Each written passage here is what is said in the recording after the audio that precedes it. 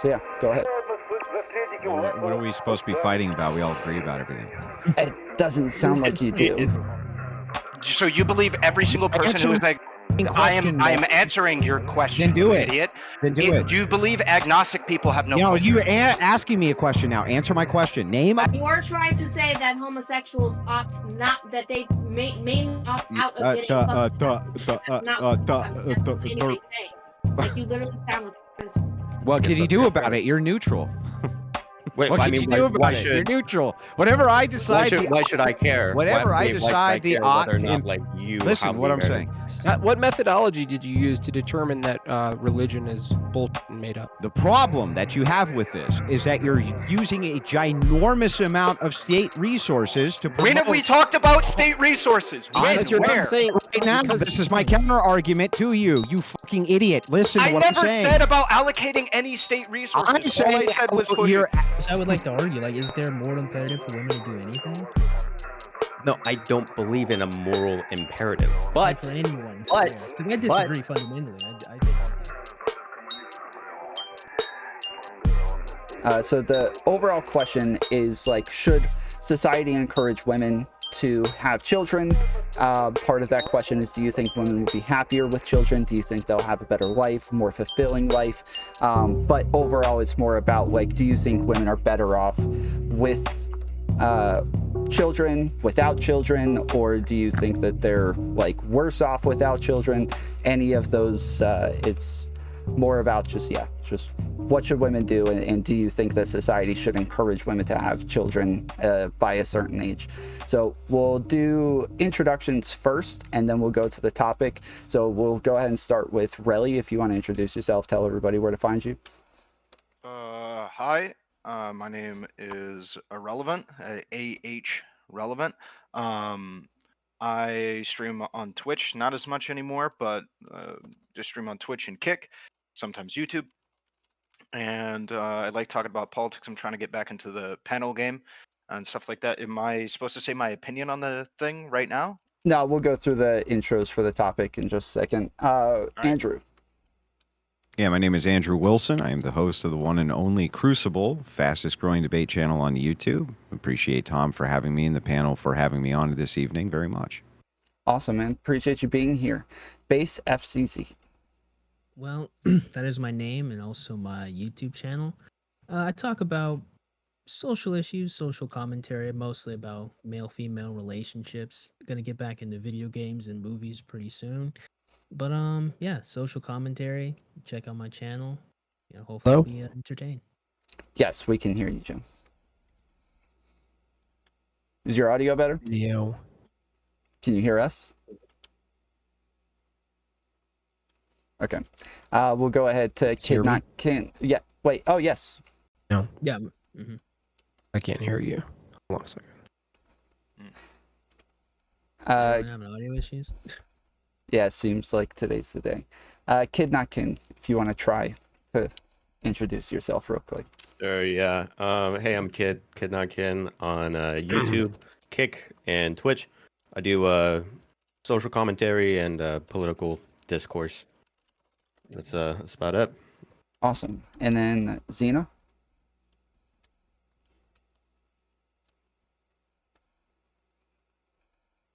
Xena? Oh, wait, did she get the audio issues too? The bug hit her? Can you hear me or no? Yes, we hear you. Okay. If you want to introduce yourself and tell everybody where to find you. I'm Xena. You can follow me on Kick, Xena the Witch. Awesome. And Jim Bob, are you able to hear us yet? Yeah, I can hear you. Awesome. If you want to introduce yourself real quick and tell everybody where to find you.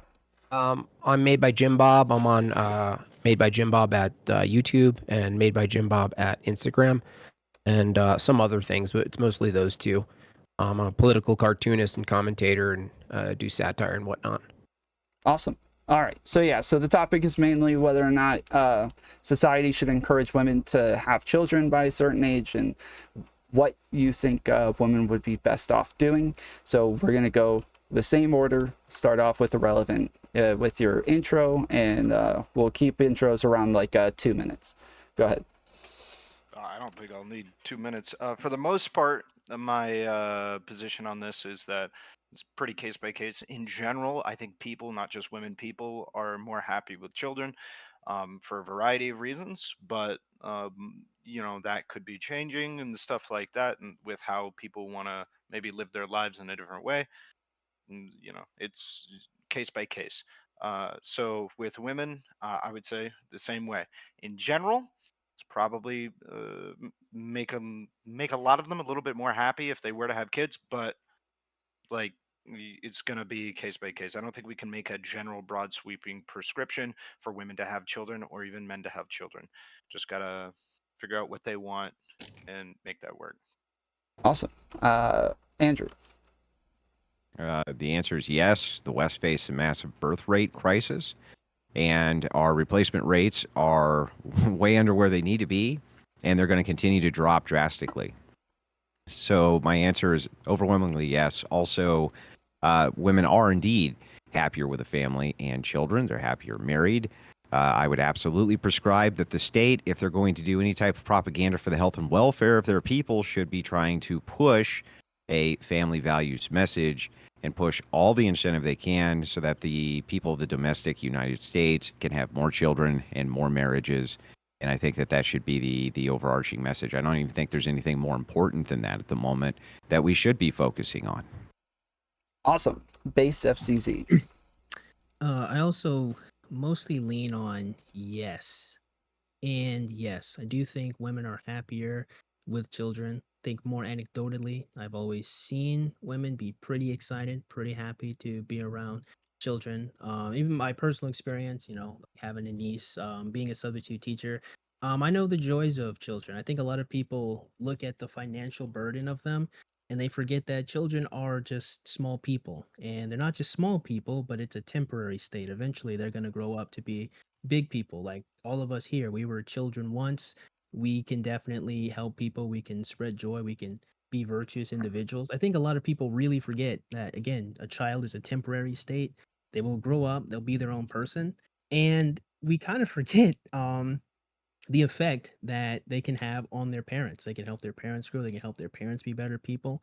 And I think that we also forget that for a woman to come with a child, she needs a man. And if a man is a good man and he loves her and cares about her, he's going to help her in that relationship. So when you put everything together, I would say, yeah, if you're in a good relationship and you kind of understand what bringing children is all about, I think 100% you'll be happier. And I think society should push like having children because, again, that children become people. That's your whole populace. That's your whole civilization. So. All right. Thank you. Kid Not Kid. I think it's pretty clear that most women want to have kids.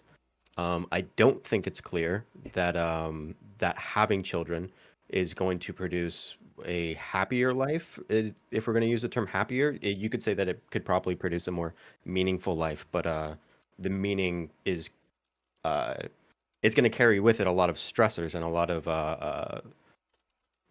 of things that you have to deal with, including paying for the child and having a support system that can take care of a child for their entire life.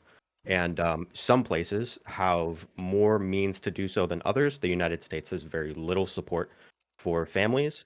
And it's not surprising that the happiness rates of parents are lower in the United States than other places. While keeping in mind this economic burden, it doesn't seem clear to me that that parents are actually happier than non-parents.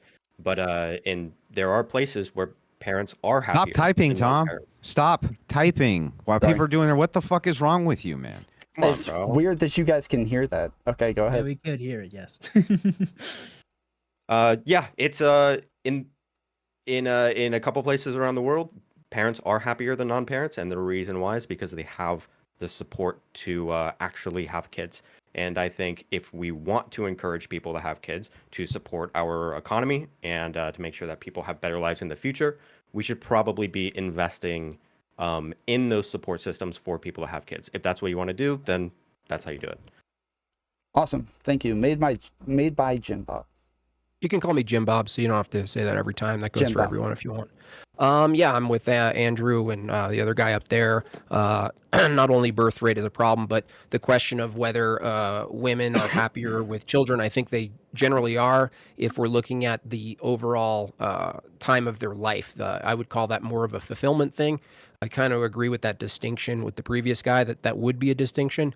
Also brings up the question of like whether pursuing happiness itself is the most important thing. As parents, whether it's mother or father, it's not always the priority to be happy. And so I think in the question itself, we're going to start to see some of the problems that lead women into disastrous lives, into a future of Chelsea Handler like existence, wine stained teeth, 3 cats, loneliness, crying on Wednesdays. And we want to avoid that. And so I think the question of what it is to live a meaningful life is going to play into the happiness, or what we call happiness. That's it for me. Awesome. And then Xena. Oh wait, last. sorry. Can I just get someone to walk? I'll let the other guy go, but can you please walk me through how to turn off my the notifications, because I hear them and I assume you guys do. The Discord's going bleep. We don't hear them, but if you go to Okay, your great. settings, Okay, you go to that's screen fine mode. then. That's Yeah. great then. Thanks. All right. Okay. Xena, go ahead. I think yes, our biological makeup kind of makes it to where women naturally, in most cases, want children and are happier and more fulfilled with children. That's We're it? wired that we're Oh. genetically wired that way. Okay, cool. So yeah, I'm only going to be moderating for the most part. I might have questions here and there, but I'm really just moderating. I'll be pretty liberal with interruptions so that the conversation can flow naturally, but if it's getting to be an impediment to the conversation, I'll be liberal with the mute button if people aren't listening when I jump in. So if I do start talking, please go ahead and stop so I can just keep control of things. Outside of that, we can go ahead and jump into the open conversation. Oh, one more thing. If anybody has like questions that they want to ask the panelists, you can send them to whatever streamer you're watching, and hopefully they'll send them to me, and then I will ask your questions later on in the panel. So yeah, go ahead. Well, what are we supposed to be fighting about? We all agree about everything. It doesn't sound like you do. It seems like, it seems like a lot of us agree about this. So There might be some disagreement in so one thing that I don't care that much for is the moral imperative that like women ought to be producing babies. If we're talking about like the what's good for the economy and what's good for like everyday well-being, sure. The economy needs people to work. That's how it operates. And if you don't have a surplus of people, then the economy is that's going to be a problem. But the ethical imperative is probably something that there might be some disagreement on. Can I ask you a question then? Sure. Yeah. Is there an ethical is there an ethical imperative to not off yourself? Is there an ethical imperative to not off yourself? No. No. Okay, so you just don't care about human life. No, not in a moral sense. No. Okay, Wait, so why? if Hold on. if you don't care about Yeah. human life, why the fuck do we care about your opinion about what human life ought to do? It doesn't matter if you care about my opinion. Well, what is your opinion? Let's discuss. Maybe we can change I care your mind. about my life and I care about people around me doing good because that helps me live a fulfilling life. But if I'm going to walk up to someone and say, "You ought to be living your life in this way," I just wouldn't do that. No. Right, so you just don't have a position, right? You're just neutral? About what other people ought to do? Yeah. Yes. Yeah. So if you're neutral about what they ought to do, then we actually ought not care about your opinion because you're neutral. So you're not a person who needs to be contended with. Your neutrality means I can do what I want because you're fucking neutral. It seems like that's what you think you want to do, but what can you do about it? You're neutral. Wait, what I can mean, you do about it? You're neutral. Whatever I decide. Why should I care? Whatever I decide, the ought. Whether or not, like you. Listen, what I'm saying. Whatever I decide the ought imperative for society is, you just necessarily have to agree because you're neutral. Or you I guess don't have to agree, don't have to disagree, you're just neutral about it. So whatever ought I decide we ought to have, what are you going to say about it? You're just neutral. You don't have to be contended with. I mean, if that's if that's how you feel, but I don't I think kinda that there is. go ahead. I don't think that there's a like. I don't think that there's any reason to tell any individual person how they ought to be living their life as Why long do we have as. law? Wait, Why wait, do we that have makes no laws? sense. Yeah, I Should don't Why do we we have laws? wait? Should Wait, we ought wait, not hold on. tell people Hold what on. they should do with their life? Hold on. I have prescriptions for Answer how my I think question that though. Should we ought not tell people what they should do with their life then? I would tell people what I would think that they would want that I would want them to do with their Yeah, life. that's not my but, question. I don't think Should that we there's like, ought not tell people what they should do with their life? should we ought not tell people what? Yeah. No. No. Okay, so the answer is no. So we should tell people what they should do with their life then? No. No. So then again, No, I why don't. don't No, care? no, no, Why no, no. don't You care? misunderstood There's me. nothing. Wait, I shouldn't tell them or I should tell them. Doesn't matter. So you don't have to be contended with. I don't Wait, have so any. Okay, go ahead, really. so is let's say that there's an individual prescribing some idea that everybody in here disagrees with. Let's say that this person says that anything besides deer should be exterminated from the planet, including humans. And they're like gaining steam. Would you believe that? Like, could we make an argument against that? Should we not make an argument against that for, like, at the very least, the preservation of humanity? I would make so like the thing that you're misunderstanding is that Mhm. I have prescriptions for myself and how I would want to live my life, Mhm. and my prescriptions are going to be based on that. But past that, Ought- you don't ought think Whether you or not do- other people have children has nothing to do with me. Yeah, I don't ought care. Yeah, you that's not true. do ought Yeah, you but I do know- those things that you think you should do with your life? I will be doing the things that I think I should Yeah, be I doing know, with but my life. ought you do them? Should you do them? There's no reason to say that I ought to, Wait, but I overusing will. the Okay, word so you're But I new. want So you're to. even neutral about the stuff you should do in your own life. No, Let's just no, get that right. No, you fundamentally misunderstand. No, you Oh, fundamentally okay. misunderstand. Well, why don't you enlighten me? I will do the things that I want to do with my life. That doesn't mean that I Mhm. ought to do it. So ought you do them? No. No. So, Okay. so what So you're then, saying is Wait, you're so going to then do what the- you want so to then do. wait a but that second. doesn't Wait a mean that second. you should Hang do on. it. I'm almost done. I'm almost done. So ought you not do them?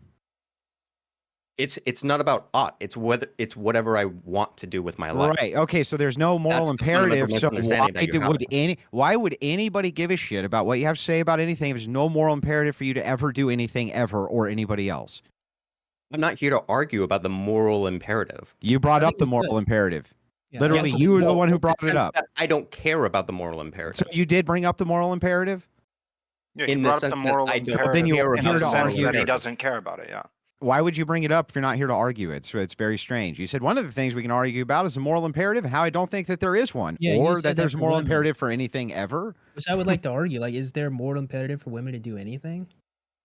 No, I don't believe in a moral imperative. Like, But for anyone, but- because I disagree fundamentally. I think we definitely have a that's fine. responsibility. That's to fine each if you other. disagree with that. That's fine. That's why I'm saying that there's probably going to be disagreement there. Yeah. I don't believe argue in a about that. moral imperative, but I still have my prescriptions for how I think I would want other people to exist in the world. And that's it. But I don't think that there's any reason to think that like I am going to prescribe like the way that society should exist or how you should exist in society. It's fundamentally different than just thinking that like anything goes. Well, like you can agree there's some like objective truths to the world, right? Like there are some things that are going to work better than others. Like for example, you need to put gasoline in a car to make it go. Like we can just agree Yeah, that there's some yeah, I objective believe truths. in I So believe we that can, there are facts so about the let's world. bring it down to this one, right? We can agree that if you do a bunch of drugs, it's probably going to damage your body, right? Well, okay, so like look, what I said in my intro is fundamentally consistent with this, where if it is the case that Mhm. you want a functioning economy, you're going to need to increase the birth rates. Mm-hmm. That does not mean that I care about the morality about whether or not people actually reproduce. If you care about a functioning economy, yes, you're going to need more people to So reproduce. why do you care about a functioning economy, but not like the people like existing as a moral agent in society? Because I do better if there's a functioning economy. Oh, I can okay. survive. So So, basically, you're just let me really ask selfish you: because- are you saying then that you don't give a shit about anything except yourself? I would say the same. I think everyone believes that. Yeah. That can't you be the think? case, Wait, though. wait, think on a hang on! I can't fundamental let that level, yeah. pass. You think that everybody doesn't give a shit about anything except themselves? Really, that's your position. I think they care, but the things that they care about is fundamentally going to be around what is best for their well-being, including Maybe if something. other people are happy, that's fundamentally good for your well-being, which is So why you don't people think want- that people yeah. do sacrifices all the time for other people at the great expense to themselves, even though they gain nothing from but it? they get something out of it. They always get What do something they get out of it? satisfaction, first and foremost. So you're You a feel human. satisfied. You have a So- desire to help other people. But if it's What if- sacrificial, Yeah. but if Then you help that's someone, what you but it's a desire sacrifice. to do. By No, no, definition, no. it's still something that you desire to do. I think Well, isn't this the doing concept something of is- psychological egoism? Isn't that what this is? You could The say idea that. that you can't make a decision that you don't want to do because Yeah. it's anything that you will yourself to do is something. Well, it's that you just want to do. nihilism. It's just nihilism. It's not Not even nihilism. that. I don't even think No, that works it's functionally. not nihil. It's a whole thought process that is its own thing. But generally speaking, I think technically it is factually true. Everything that we are doing, we do for a reason. Like if you sacrifice yourself, you're doing it because you are logistically going, my life is not worth this outcome. I choose to therefore sacrifice myself. It is a choice that you are actively making. So technically it is true. However, like I think some people would stray away from the My idea chat's that demanding to know from you, sir. Do you have a single mom? No, No, you weren't raised by a single mom. no, I was not. Okay, they just wanted to know. No, But I was raised by my mother and my stepfather, who ended up passing away around the time that I turned 18. Okay, gotcha. But I had a nuclear You family, take the, so to do you speak. take the same approach with law and like the justice system that we ought? There's no ought in. I do want to say following- wait real quick. I do want to say I don't want to derail this into like meta ethics. I'm interested in talking about these things, but when it comes fundamentally to like what women should be doing or what women want to be doing or what's going to make women happy, we can still focus on those particular things. I mean, we can talk about the ethics around that if you want to, but I want to make sure that I want to know why that they is have pretty no. focused around that. Yeah. Why don't they have any moral imperative to reproduce? If men have a moral imperative to keep society functioning, say protecting them, say producing them, and making He doesn't stuff, believe that they why do. No, I don't believe don't- that they so do. men don't. So okay, No. that's weird. I guess what we would have to do then is convince you that we do have a moral imperative because You can't convince him. He's neutral. There's no, but No, there's I don't actually believe in a the moral good. imperative, The so good yeah. news is that not only do you not have to convince him, you don't not have to convince him because he doesn't believe in anything. So who gives a shit? So if someone wrongs you, do you and you want justice? You know that's already self-refuting to want to even pursue justice, right? But If someone steals your not stuff having and a hurts no, you- wait. So not having a moral imperative doesn't mean that I don't desire things. That doesn't mean that I don't want things to. It doesn't mean that I can't have prescriptions about society. Well, prescriptions Yes, yeah. like Oh, ought, so- like an ought. Like things that I want to happen for society that So- I think would be good and beneficial for me. So if someone wrongs you, hurts you, and steals your stuff, and it's illegal, would you argue that there ought be a system that puts them or punishes them, puts them in jail, restores your Yes, stuff? Yes, I would want a system so that that kind of thing doesn't happen to me. So what I'd about want in a one. system where somebody were to, I don't know, dig up a dead body and have sex with it? Are you against that because it doesn't actually affect you negatively in some way? I don't give a shit about that. I didn't think you did, right? Of course thank not. God. So Like, you why would only you? care Who about cares yourself about and stuff like Yeah, that? why would I? Why would you debate? What are you Yeah, getting out of this? why debate? Yeah. What would you want? What would you want to happen tonight? But I still They hear have. yourself I don't. talk? Okay, I don't know why you guys are missing the point. I still have There is prescriptions no about point. society. Mhm. I still want to live in a functioning Mhm. economy. I still want people Yeah. around me to have beneficial lives. Look, I agree I- with you so I that have a you have question. prescriptions for society, but why ought we follow those prescriptions for your society? It's either if you also believe in a functioning economy, then we can talk about what would be imperative for a functioning economy. Yeah, but even if And- we were to agree on what made a functioning economy, and you Sure. were to be 100% right, and it was not even something which was up for dispute, why should anybody else follow it if you yourself don't think they Wait. should? Okay, if you're not convinced by if you also believe in a functioning economy and I'm making a valid argument for a functioning economy and what would make a functioning economy. You're telling me that you wouldn't listen to me because there's no moral imperative behind not it. what It I seems said. like you're not No, what- interested. You're not yeah. What if the interested in the function? facts No, of the no. matter. He's saying, what if the functioning economy was built around some sort of crypto coin that rewards people who steal and hurt people? You couldn't have any argument against that. If Yes, as I long could. as it Yeah, no, produced- that would not be beneficial for me. I do What not if- want to what live in is a society benefit- where people What if are it hurting is each beneficial other. for you? What if we could do you mean? demonstrate How do you know? 100% that is beneficial to you, specifically to you, at the expense of hundreds or thousands of others? Fuck them, right? But no, If I it don't want to was. live in a society like that. Well, but then what you're- if it was? Well, wait a second. Why not? It's beneficial to you. You just said it was beneficial. But it's not beneficial to me if other people around me are being harmed at my expense. I still have It like sounds like it's highly beneficial to you. No, he has empathy. Like, Yeah, what the hell? this doesn't mean he that I cares don't about have other these people. The like- idea that he doesn't care But about other why? people, like, I don't know where you guys are getting. This isn't No, but really he that said it. hard. Why? Why does he just care said about he other doesn't people care. though? Because it makes him feel bad. But that Correct? Yes, obviously. Yes. Yeah. Correct. So You if care about It's other really people not because- rocket yeah, science. I don't but understand irrelevant. why we're, It is irrelevant. That's actually good that you brought that up. Let's assume for a second that does make him feel bad, and so he chooses not to do it. If somebody else took his same morality and applied that, and those same things didn't make them feel bad, they should, at the other people's expenses, follow their own whims and wishes, right? Well, good Got a thing for point, 'cause me. there's no Everyone else standard to seems to have follow. empathy too. That seems to be something that like no, everyone. not actually everybody does has have empathy. He's That's right. ridiculous. Exactly. You got sociopaths, psychopaths. empathy is just feeling. The- It doesn't the tell us amount- what actions we should do. Precisely. You could have empathy for a thief. Wait, you Should I think also that have I'm empathy? indifferent to- You're wait, more- you think that I'm indifferent to people that don't have empathy? No, I'm Empathy asking. is Like, not what, the what we're saying is determining there's no factor. standard to have empathy. Like, just because you relate to someone or understand them doesn't mean there's a standard of what you should or shouldn't do, or what's functional or not functional. Like, what difference does it make if you have empathy? The question is, what should you do? makes all the like, in difference. What do you society or mean? morality or It whatever. doesn't give you any duties. Empathy gives No, you listen. 0 duties. Yeah. If you, the whole reason why we have these moral systems in the first place is because we Moral are focused on the things that we value, things that make us feel good. On What the moral things just system? like But yes, That's we the do literal have- untruth. Yes, true, we though. do have empathy. That happens to be Yeah, a but you just said fundamental that the part reason of- that we of have these human being. moral systems is because people want them based on their whims. Yeah, Sorry, it really repeat is, that? man. You just said that we have moral systems because people want them based on their whims. They would have to discard their empathy so long as it was in contrast with something they wanted that suited them. Right. Yeah, so. Like Yeah. I said, this is a whole meta ethic thing. I don't know if you guys want to. No, this is just regular ethics. We haven't even gotten to meta It's yet. just normative. No, this is meta ethics. No, this is normative.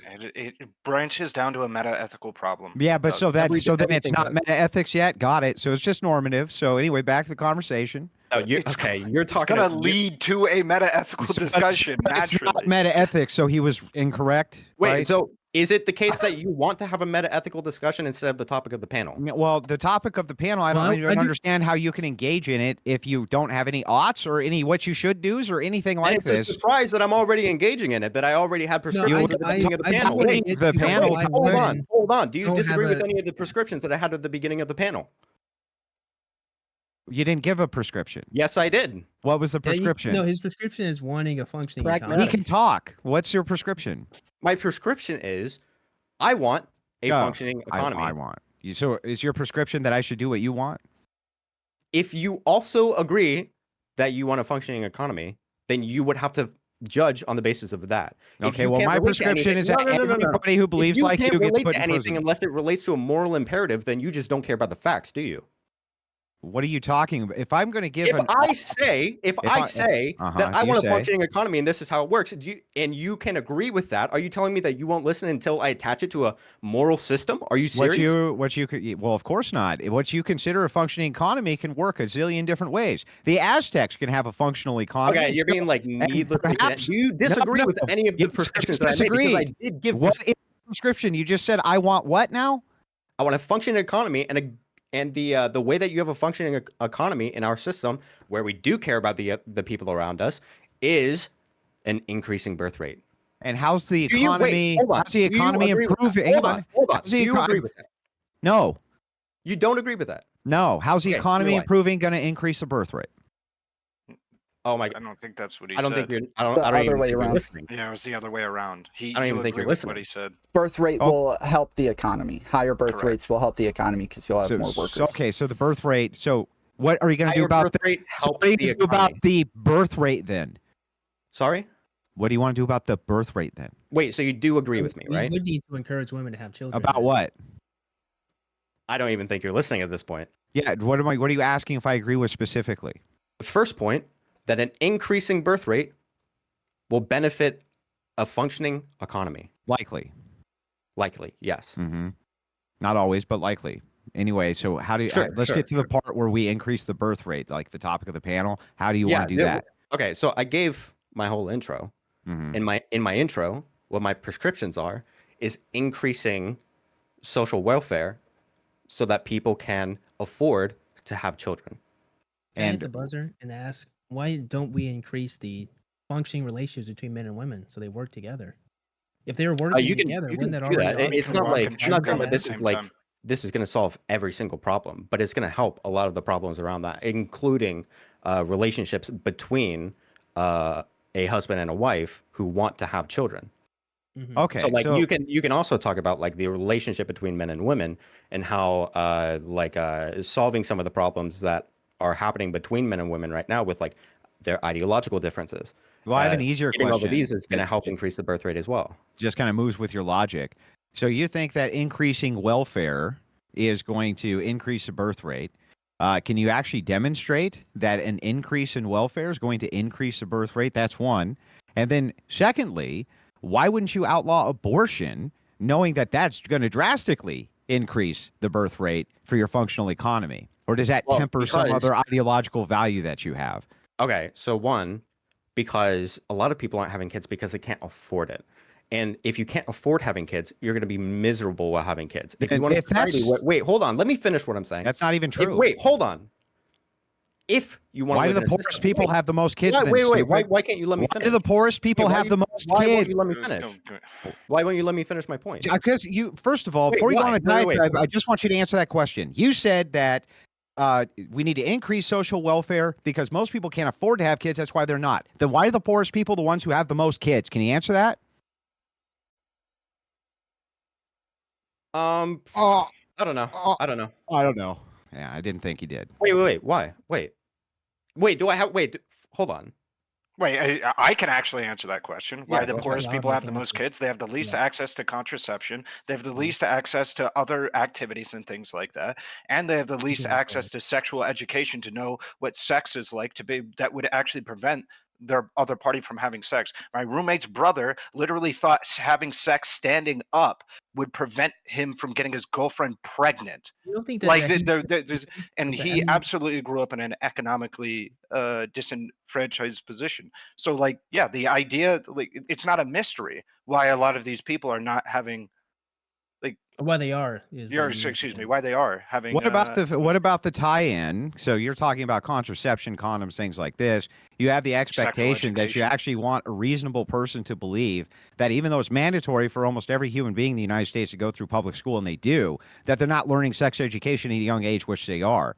Why is it that you don't think it's a much more likely explanation that the poorest demographics in the United States also happen to be the most religious, and the most religious people happen to have the most amount of kids? Why wouldn't that be a much more reasonable answer to look at rather than every human being who's publicly mandated to actually go through the programs of sex education? And the poorest demographics in the United States are the most heavily funded for free abortions, for free contraception, for free condoms, for free fucking everything. So I don't even know how you can make the argument.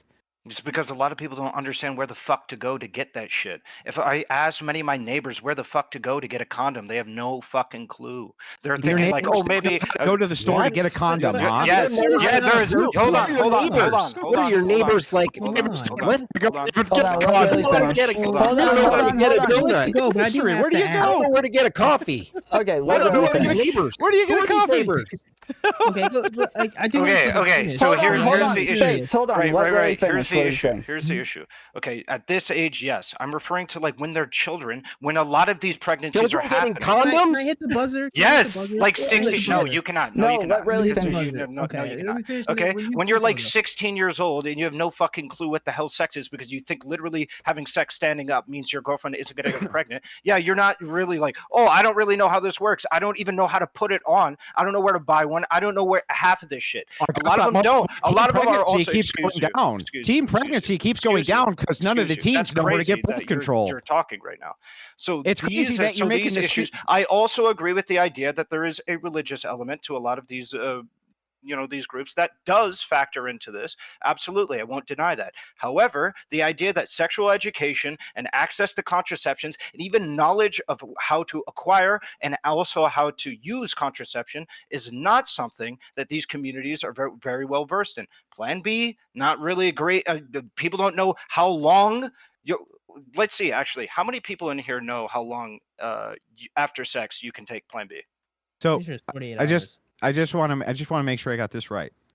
Okay, so I'm going to clarify. I'll let you finish. Okay, you think that even though teenage pregnancy, which has been going down, is going down because the teenagers don't know how to access or use birth control. You think that that's a big-brained argument, sir? It was you asked. That's two different statements. You asked about teenagers versus poor people. Which one am I answering? Yeah, Teenagers or poor right people? now I'm just I'm focusing on referring this. to poor teenagers when I was talking about the specific instance, Their not birth- teenagers in Yeah. general. Their No, that's pregnancies are going down teenagers in too. general. Their pregnancies are going Yes, down too. Even yeah, poor teenagers' pregnancies are going down. Poor teenagers in general, do they not have a disproportionate rate of pregnancy? Yeah, but that was my initial argument to you when you said that you wanted to raise social welfare. Your initial argument was whether or not why do poor people have higher rates of And it's pregnancy due to or have more religiosity, kids? as I demonstrated. It's not just due to religiosity. Well, I it agree, must it's be a because factor. the pregnancy rates for I that agree. demographic is going way down unplanned, and it has been going way down unplanned for an awful long time. So clearly they know about contraception and condoms since it's mandatory that they learned about those things inside of school. However, interestingly enough, you find that the demographic of the most religious continues to have the most amount of children. Now, I'm no rocket scientist, but I think we could put 2 and 2 together here. To be fair, you guys are just saying that the poorest people still have the most children.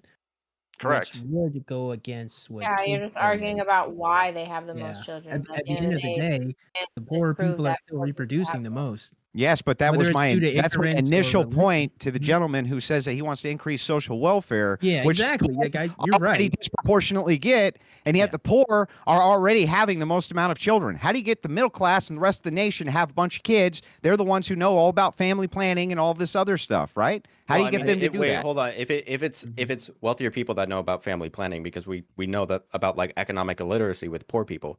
If it is that the wealthier people do know about family planning, then it could be the case that they're looking at the whole picture and they're like, we can't fucking afford this. Or they're looking at the whole picture and they're focusing on materialism because of the disproportionate rate that you find of people in the same socio-income class, even in the middle class, the difference in the religious who have children and the non-religious who have children. The religious are still having children. The non-religious are having less and less of them. So if you look at that demographic, you can see one of them is rejecting materialism, even though they're making the same amount of money as the other, and the other is not. Wait, so you do disagree then that there are tons of people that are not having children because they just can't afford it? You don't think that factors in at all? I'm sure that could be a factor, but it doesn't be. seem to be the factor. Yeah, I don't think it would be the most significant factor at all. Wait, Quite you don't think ironically, they it's would be in the best significant? position. You don't think it's they would be- significant? You see, but that's kind of the problem. Culture and because tradition wouldn't the would be more middle-class significant people- than that. Yeah, but wouldn't the middle class people be in the best or in a much better position to have children than the lower economic poor people? And they still aren't. Exactly, right? So then it can't be the economy if that's the case. Wait, no. Unless they psych themselves out of it. Yes. No, because of the economic illiteracy around having children when you're lower except class. that the religious, It's also the case. the religious and that socioeconomic, you're much happier when you're a parent. You're much happier. Just to be clear as well, based on the information that I've seen, the two major reasons why people choose to not have kids is because of 1, medical reasons, and 2, financial. So That's we the can one of the, understand medically. And the Oh, go ahead. biggest burden for people, why a lot of people in the United States are not happy as parents, is because of that financial. It's hard. Yeah, it's hard to provide a stable household for a child. It's not easy to do in America. But this is where it goes back to what I said at the top, right? Like having a child is a temporary state. Eventually, the child will be like we are, adults who are self-sufficient and can do whatever we want to do, get our own job. So why would we not have kids when, again, that is a temporary state where they will become a productive member of society? Because it costs a lot of money. so So do you think- okay, Yeah, so like, then it's so something then around like the 18 years of raising this child, it costs like upwards of like 300. yeah, to but we have to $400,000. untangle That's a lot of fucking money, these dude. two things, because it can't Okay. be that the poor have the most kids because they don't have money, and then the middle class don't have as many kids because they don't have enough money. You have to untangle this, because that doesn't make any sense. But So it does poor start- are out here can- taking if we loans start- and getting hang on, credits. for let me that. What are you finish, talking man. about? If we start with contraception, I think we've already demonstrated it can't be the contraception, okay? Because they all know about contraception, and teenage pregnancy has been drastically dropping, and it's going to continue to drastically drop, because they do know about contraception and birth control and all these other machinations which are out there in order to prevent pregnancy. Okay. However, they're still having children. I think that this is due to materialism. They are less inclined to be materialistic because they don't have as much. Whereas the middle class, more inclined to be materialistic, less inclined to reject materialism, which is why you see the religious in the middle class sector who still have a lot of children, because they're rejecting materialism. So I think that the answer here is what it always is, which is a religious grounding. That seems to be what makes people have the most kids. I think that that's probably a factor. I think that that's probably a factor. That we have a lot of ideas about like what it means deep down to like have a child and produce a family, and this is something that is very, very strong and absolutely with the poor who don't have that much, who don't have like a lot of things that can make them happy. Yeah, I agree with that. Well, then I don't think we're in any disagreement. My preference, just like your preference, is that I want to see the birth. Hang on. Let me finish. The largest reason. I'm almost done. My preference, like your preference, I want lots of little babies so that we can have a nice, healthy, booming economy. So I think that the federal government should push more normative Christian ethics, because it seems like the Christians like to have those babies. And the non-Christians don't seem to like to have those babies, which is going to create an economic shortfall, which would be bad for you personally. So you should probably be against it. Wait, so you don't care about the happiness of parents? You just want more parents? Well, let's talk about the happiness of parents. If you're married and have children, do you think that you're more likely to be happy or less likely to be happy than those who are unmarried with no children? It's You're more likely interesting that you're more likely to be happy to be married when you have kids. Yeah. Then But there's also, nothing to argue with there. Having kids can like fundamentally impact the relationship in your marriage, and the divorce rate is already like above like 50%. Like, and then having kids makes it worse. Especially you can't literally blame if you can afford having kids. Especially if you can afford having kids. So if you want these families to stay together, if you want people to be happy parents, then you are going to have to subsidize these parents. Oh, I don't think so, considering that the Christian parents divorce at a much lower rate than the non-Christian parents do. So your argument for divorce seems like it seems like the prescription again seems to lean towards the religious to mitigate this problem. Yes. No, you have tunnel vision. No, then why are the religious divorcing less than the non-religious, sir? If it's not the religion, it doesn't matter, because their happiness when it comes to being a parent is still higher. Low. No, it's low. high. The Christian's happiness is higher than the secularist happiness. It's the lowest happiness when it comes to parenting out of any other fucking industrialized country. Like, okay, no. But inside of this industrialist country, where all of us are in it together, the Christians inside of this country are still happier than the not Christians inside of this country. Yeah, but they're still getting into immense debt to be parents, which is it's crazy that you just want to say, oh, well, just become Christians, and then you don't have to worry about this financial debt. Are you serious? Well, that's interesting, because it seems to be the rejection of materialism, which is a Christian teaching that leads to the middle class having the children to begin with. No. Isn't it interesting? Problem that I have. Hang on. Isn't it interesting? Stop. Let me finish. I just let you finish your argument. Let me finish mine. I'm almost done. No, well, I do have tunnel vision because I'm right. So back to where I was at. try to understand that when you're talking about materialism especially, you can see even among the middle class that the people who have the most amount of nest eggs and things like this, who are less likely to spend frivolously, thus more likely to keep the most amount of their money, are, you guessed it, parents, people with children. They're the most likely to also get better paying jobs. They're the most likely to be happier. They're the most likely for all these things. And if they're Christians, their happiness index is even higher and their likelihood of divorce is lower. So it sure seems like religion seems to be the kind of key that ties all these threads together, unless you can give me a single thing that ties into all of these things like that does. So as long as they're Christian, it doesn't matter if they're in. That's not my question. Can you give me anything else besides that doesn't tie all these together? That's the conclusion, is that it doesn't really matter about the financial debt, which is the largest reason why parents are in the United States less happy than non-parents. Is that So you're financial saying, burden? are there? Yes, I know, but religious helps. It does help. I agree with that.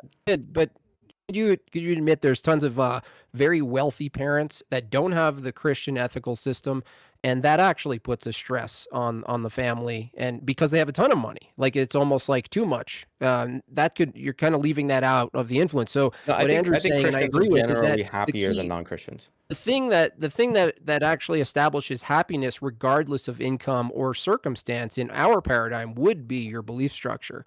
That if even in the worst case scenario, your faith and your practice could actually overcome whatever circumstances you're in. Whereas in the secular world, you really can't pin it to finance alone as the cause, because people overcome finance. You can't put it, people have the most families and they're poor.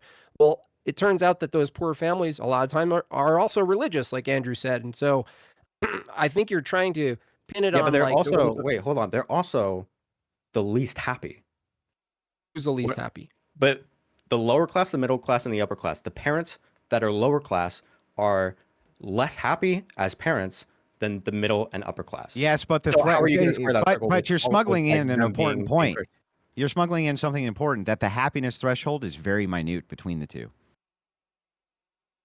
I don't think so. Something like then pull it up. 6 pull it up. percentage points. Yeah, 6 percentage points. It's pretty minute when you consider the fact that your whole argument is that we need more materialistic policies in order to deal with this problem, and yet the mitigation factor, which would be materialism, is 6% between the two groups. That's it's pretty insane, man. But not including the relationship to the people that don't have kids.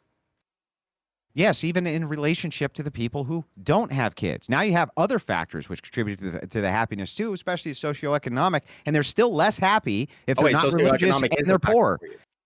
I've already brought this up and tied all of it together for you in a nice package with a fluffy bow. Okay, untie that bow. Let me see inside of this package. You think that the more money you have to raise a kid, you are going to be happier, right? Well, wouldn't that follow? I think that it will mitigate. Wait, can you not agree with that? I think it'll mitigate some of the unhappiness factors to a small degree. Yes. Really, a small degree. And above That's what the the threshold, stats seem to show. A small degree. What makes it a small degree when that's one of the main factors in which makes people because it's not the main factor. When surveyed, it's only a 6%. No, it's not in surveys. It's 6%. Yeah, when surveyed amongst people who are not having kids, the reasons why, the two main reasons are medical reasons and financial. Those are the top two reasons. Those are the thing, though, right? Because number one, this is exactly number one. But they're choosing not to as a result of doing it, though. Yeah, but the question is how much do you know isn't like their anxiety around the topic versus like literally they don't have the funds to do so. Like it's still a little loose here, because one thing that we have to consider is the fact that if people are upper class, why don't they have the biggest families since they don't have the burden of finances to begin with? Why do they have the smallest families? If you want my response to that, number one is because they value some of the individuals who have a lot of money like to value specific like dynasty like things. They don't want to have like 50 people, at least in America. In like different countries, I think in the Middle East, you'll see massive, in South America, you'll see massive fucking families of so you just people, refuted your own point. Shit like that. You refuted your own point. Hold on. So I love it how you interrupt. Are you going to let me finish? Hold on. We're talking about America, are we not? Because if we're talking about other countries, right, as previously brought up, American married people are not as happy as several other industrialized countries, of which obviously Christianity can't be the answer, because in these other industrialized countries, they're not primarily Christian. So I don't know why you're talking. Nonetheless, move on. We're talking about in America, these Which high ones? wage. Which ones aren't primarily? That's crazy. Just Hold allow on. me. You guys go. Let him finish. Allow me to talk. Okay.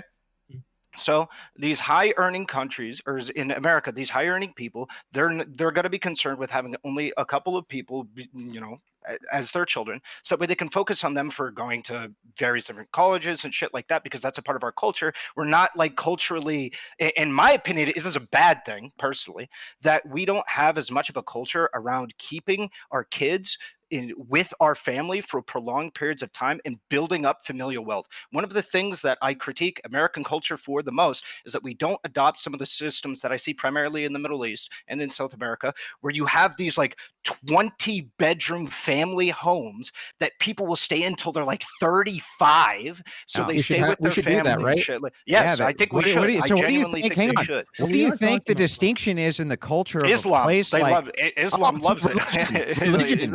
So Islam, religion- maybe. It would lead to Maybe a little Islam bit. is the answer, bro. No, if we're being honest, it's genuinely a lack Religion. of education. It's You a can't say no, that's it's the a case for the more wealthier people, though. Lack of education. They have the most. no. money. I'm not talking specifically. I'm talking in this instance about American Mhm. culture, right? Okay. I think American culture is this idea that we want to be free, we want to be independent at 18. This is very ingrained in American culture. This Individualism. idea that that individualism. Bullshit. Okay. I think the idea of like us when East. we're growing up, we should be taking the people that we care about the most, we should be building with them. In this case, I think one of the base things is family, right? I'm an atheist, but I still believe this, right? That we, or agnostic, I should say, that we should be building with our family and making that familial unit work. Not even if you just care about money, this is a superior idea, let alone if you care about like building community and looking out for the social welfare of your family. I think this is like a better So- idea. yeah. So, And Ahrelevant, American can I ask culture you, is kind of can I ask overrated. you Hold on, just hold a on. quick question, then I'll be quiet. I just want Yeah, go ahead. clarification on this one thing. And then we're gonna go to base stuff. Ahrelevant, which institution, if I asked you to point to an institution where you think that the primary edicts of that institution was to focus on family values and focus on moral values and focus on teaching that you are not allowed to break your family up and that you must work on your family problems and things like this. Are there any government institutions you can point to that do that? That focus on like familial issues and keeping your family together. No, not just keeping your family together, but also give you the values to stay with your family and also Maybe provide marriage you with an counselors? area for community for those people. Maybe marriage counselors, Well, that's privatized. Marriage family counselors don't give you a child community. counseling. They don't give you a community. What do you mean? Give you like people to be around? Yeah, people who have the same shared values and focus on family, which is what you want. Can you name anything besides the church? Anything? Yeah. So marriage counselors, to my knowledge, also do try and push people towards interacting with other married couples that might be having a more successful or less successful relationship with them, to be able to establish a community if they find that their community is lacking. Yeah, You're but you asking don't want to get to specifically. that point. You're asking specifically for government organizations. That's what you're asking for. Yeah, but if you you don't want, even if you but want you don't wanna to, get if to you that want to, point. if you want to, no. If you want to, like make the statement of all institutions, I'll agree that that churches are like with at least where I grew up, there was a large Christian and Islamic presence, in the area that did provide like youth programs and things like that, but also like if you're talking about just family, then yeah, churches. But if you're talking about like community in general, I would say school is pretty good. There's a lot of after school isn't good for parents. Correct. So, I mean, when you're talking about adults and you're talking about family and you're talking about the people who have to orchestrate and take care of the family and have a community, have values, have structures, have things like this, there's no institution you can point to except the church. And this seems to be a prime value of yours. Yeah. So then churches and Christianity seem to be something that you should really support. Not if this was my prime value, I would be Islamic, because they have a far stricter. Okay, fine, like, Islamic.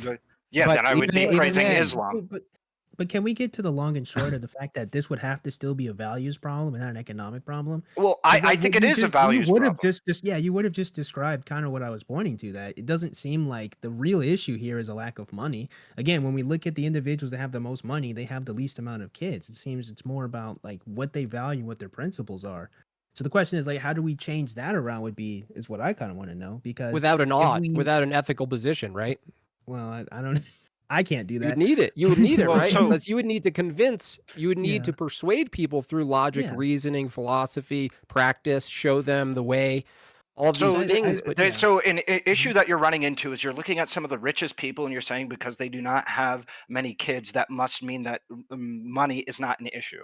That's not. It That's a would not simple be way their of. issue, right? But their issue is the key point there. Okay. Part of the reason why they're rich is because they have specific traits and characteristics that led them towards that behavior, like not giving a fuck about anything else other than Yeah. money. Those are not necessarily the people that we're going to be pointing to when we're looking at assessing whether or not people are lacking money to be able to raise families. We're looking at people who maybe started to have a family and are running into significant financial issues that are resorting on doing things that are rather detrimental to either the longevity of their marriage and their family, or we're going to be looking at people who are on the cusp or like on the fringes of maybe wanting to start a family, and ask them, hey, if I could do anything for you right now, what would I need to do to be able to get you to have a kid? And it seems like the two primary reasons are either medical reasons or financial reasons. Material reasons. Yeah, It has to be material, the financial being able area. to materially look after your child is one of the most important things you can do. Well, but Yes. the problem is that it's subjective as to how much care you need to give Bingo. a That's true. child. So Bingo. when we're Yeah. so when we're talking about this, it's very difficult for me to accept the statement of we need to just give them more material gains, because it seems like when people shrug materialism off, children still get raised just fine. They Well- might have less, but even that builds good character. That's not necessarily true, right? When Not people don't have necessarily, material gains, they raise kids just fine. We have a lot of information to show that in economically disenfranchised families have worse off children. Not Right? if they have both Would it be parents in the because- home. Only if they're raised by a single mom do you see this big gap in the stats. If you're Well, low there's- socioeconomics, if you're in a low socioeconomic situation, but you have both of your biological parents in the home, those kids generally turn out fine. How are you? No, wait, how are you generally- gonna get both? How are you going to get both parents in the home if one of them By has having to men and work women like treat each other a overtime? little bit better. How are you going to have both? to do How are with you going to what have I both just parents said? in the home What does that have to do with what I just said? You'd also need like time management skills for that one. I mean, that doesn't seem. And Time time management management is skills is based not around, like, your something work that schedule, low right? income people are great at. No? I still wouldn't even agree to that. Like, okay, so what Really? you're saying is because people are working too much, they won't be able to have the time to invest in their children. Yes. Yeah, that seems to be That's a incredibly That common. would- Yes. That would be extremely consistent with what Andrew said with single mother households, right? But if you have a Yes, male and a I don't female, disagree mother with and that. father, you don't think the two people can work together in order to manage their time? It's not possible? Nobody's saying it's not possible. What we're Okay, so saying it is is possible. pragmatically. No. Okay. Yeah. the No, nobody's stressor claiming that it's applies to physically. rich people too. The rich mom and dad, let's say they're both working and they're all stars. They're never home. That doesn't necessarily give the child a great life. They have an au pair or like someone that they learn, they hang out Yeah, with. but they're also in it still comparison to the poor. applies. In comparison to the poor person, they're getting a top-notch education with top-notch nutrition with Yeah, top-notch but what about everything, all the this other stuff integrity and the that are honor giving and them like a.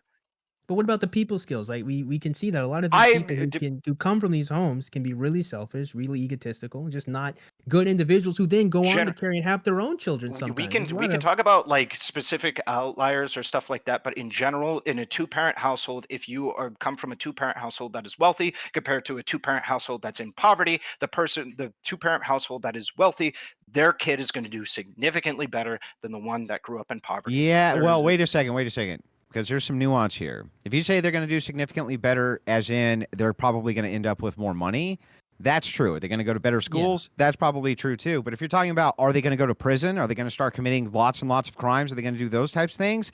That's far less clear.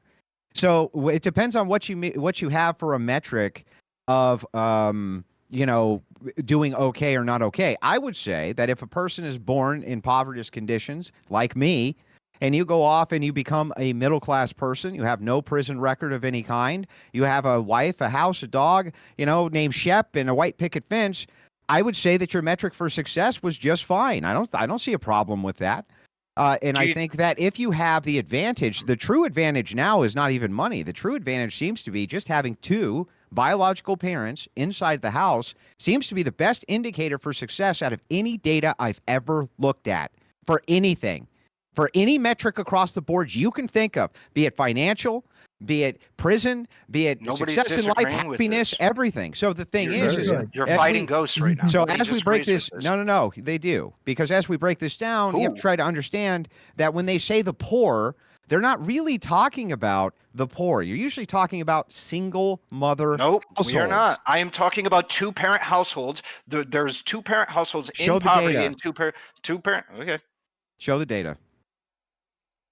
Let's say we agree. Do you still would agree that you need the mother and the father in the house, right?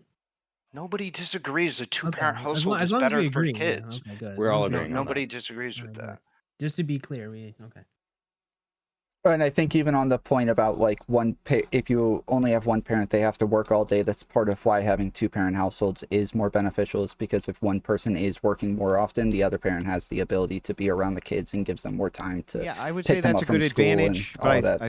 I think the ultimate advantage to it is you have the moral foundation of both the feminine and the masculine perspective in the right doses depending on your sex. So if you're a boy or you're a girl, being able to look favorably on men because you're raised by one, or if you're a little girl, understanding that masculinity is okay, this type of thing. These are huge benefits in people's lives that they take for granted.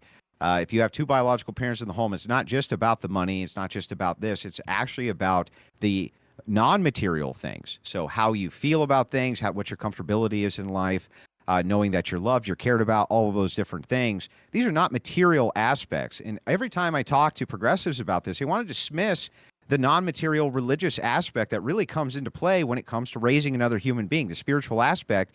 And they reject that for just pure materialism. Just throw more fucking money at it. We throw tons of money at it right now. It's not solving the problem. The birth rate's continuing to decline.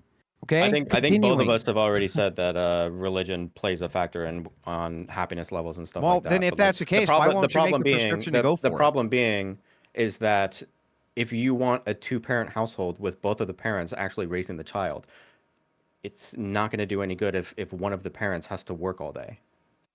What do you mean? Why would that not do any good?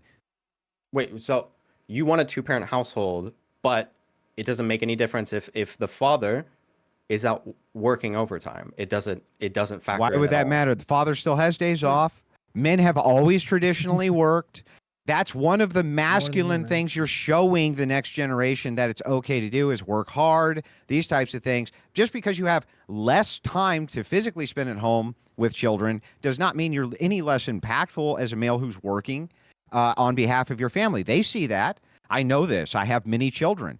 Of course they see that. It's ridiculous for you to say anything to the contrary.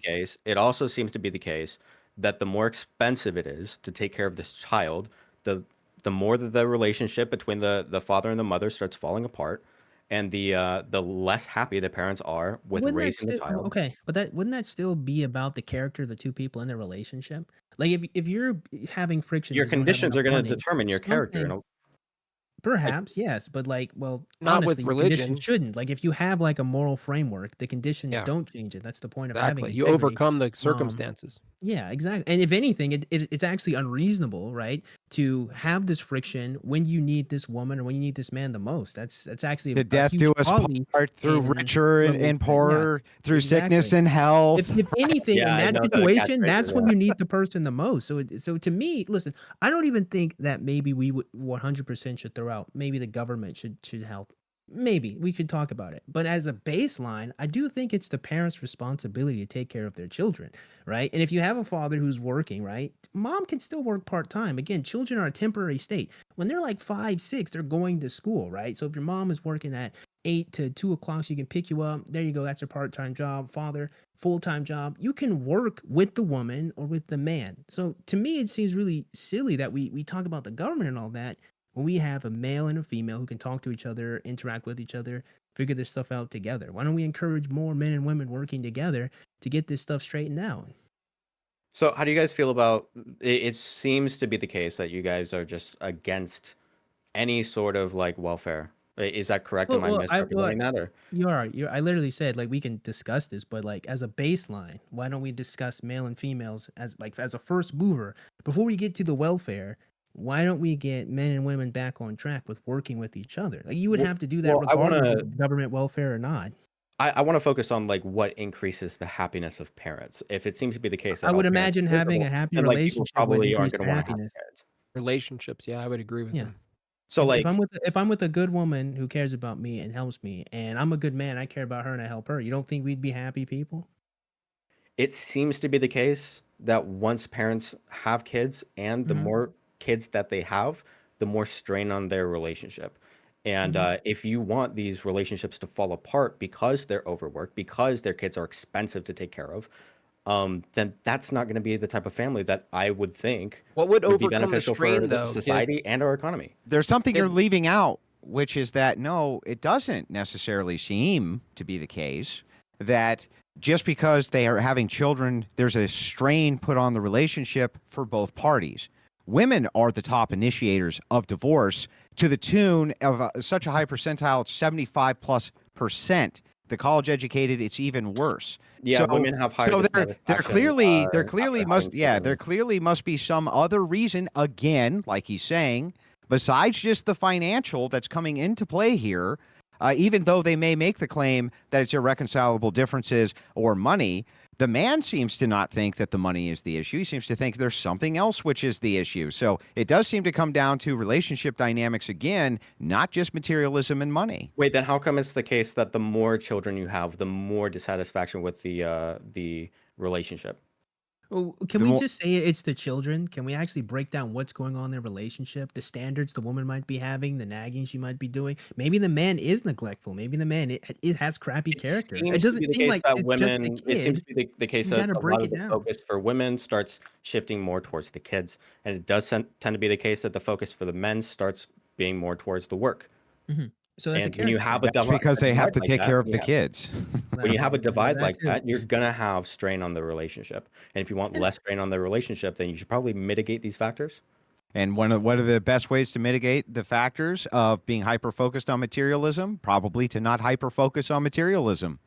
Just don't think about the expenses. Just No, pray. it's not. I Just didn't pray say it anything goes about away. the expenses. Hyper-focus, But here's the hyper-focus. thing. What happens is often people want lifestyles which they can't afford, and they're enabled to have those lifestyles often being a by the parent. same welfare state that you advocate for, Wait, like who being a instead parent. of allowing them to fail, that it instead artificially props them up. They become used to a standard of living which they don't even deserve. Now, growing up poor is not a bad thing. This idea that it's bad to be poor is fucking insane. Okay, there's lots of people out there who are poor. It's not the end of the world. Propping everybody up so that they can never fail or fall on their face is the worst idea anybody's ever had. Of course, Wait, you're going to okay. fall on your ass. So what? I'm glad you bring that up because it seems like one of these lifestyles that people choose that they can't afford is having kids. And if you say fuck it, like First listen, step- like you're first gonna have step, to you're gonna though. have to wait. Let me finish. You're gonna have to just experience this this failure. I mean, you're talking about kids that are being raised into adults in our economy. These are the kind of kids that you want in our economy. There's still people. As opposed to which Kids who are As raised. opposed to which kids? Yeah, which kids are they? Am I opposed to? Yeah. What are you As talking opposed about? to Kids. kids who, as opposed to children who exist. grow up inside of families with So a more kids. secure, and with a more secure financial foundation. That's So what they're opposed so to. we're gonna start with we need to have kids, though, right? I think it is a perfectly fine statement to say that you want there to be more children. Sure, yeah. Okay. And that we ought to have kids for this reason. But what about the super religious families? Like we kept talking about Christianity and things like that. How about the super religious families that are against, like, for example, abortion? So Relay had made a point about like teenagers not really knowing sex education like that and getting pregnant and doing stupid stuff to where they get pregnant, and their families, of course, don't agree with abortion, so they end up having kids when they're like 14, 15 years old. You tell me they have What's a the question? family? You don't think that that's a factor in why some people might be unhappy as parents? I mean, they're children raising children. Yeah. And then, of course, there would Okay. be a financial struggle, but so religion can't just be the only answer when But we're religion to answer often this makes question, and it is a good question, right? Because you are right. The dissatisfaction rate, the younger that you are with children, is higher, regardless of your socioeconomic conditions. But kind of for the purpose of this conversation, I think that the stats that we're talking about are 18 plus, but because that's the way that the data is often collected. At least that's what I usually look at. But you do make a valid point, is that there's a dissatisfaction rate, which is there.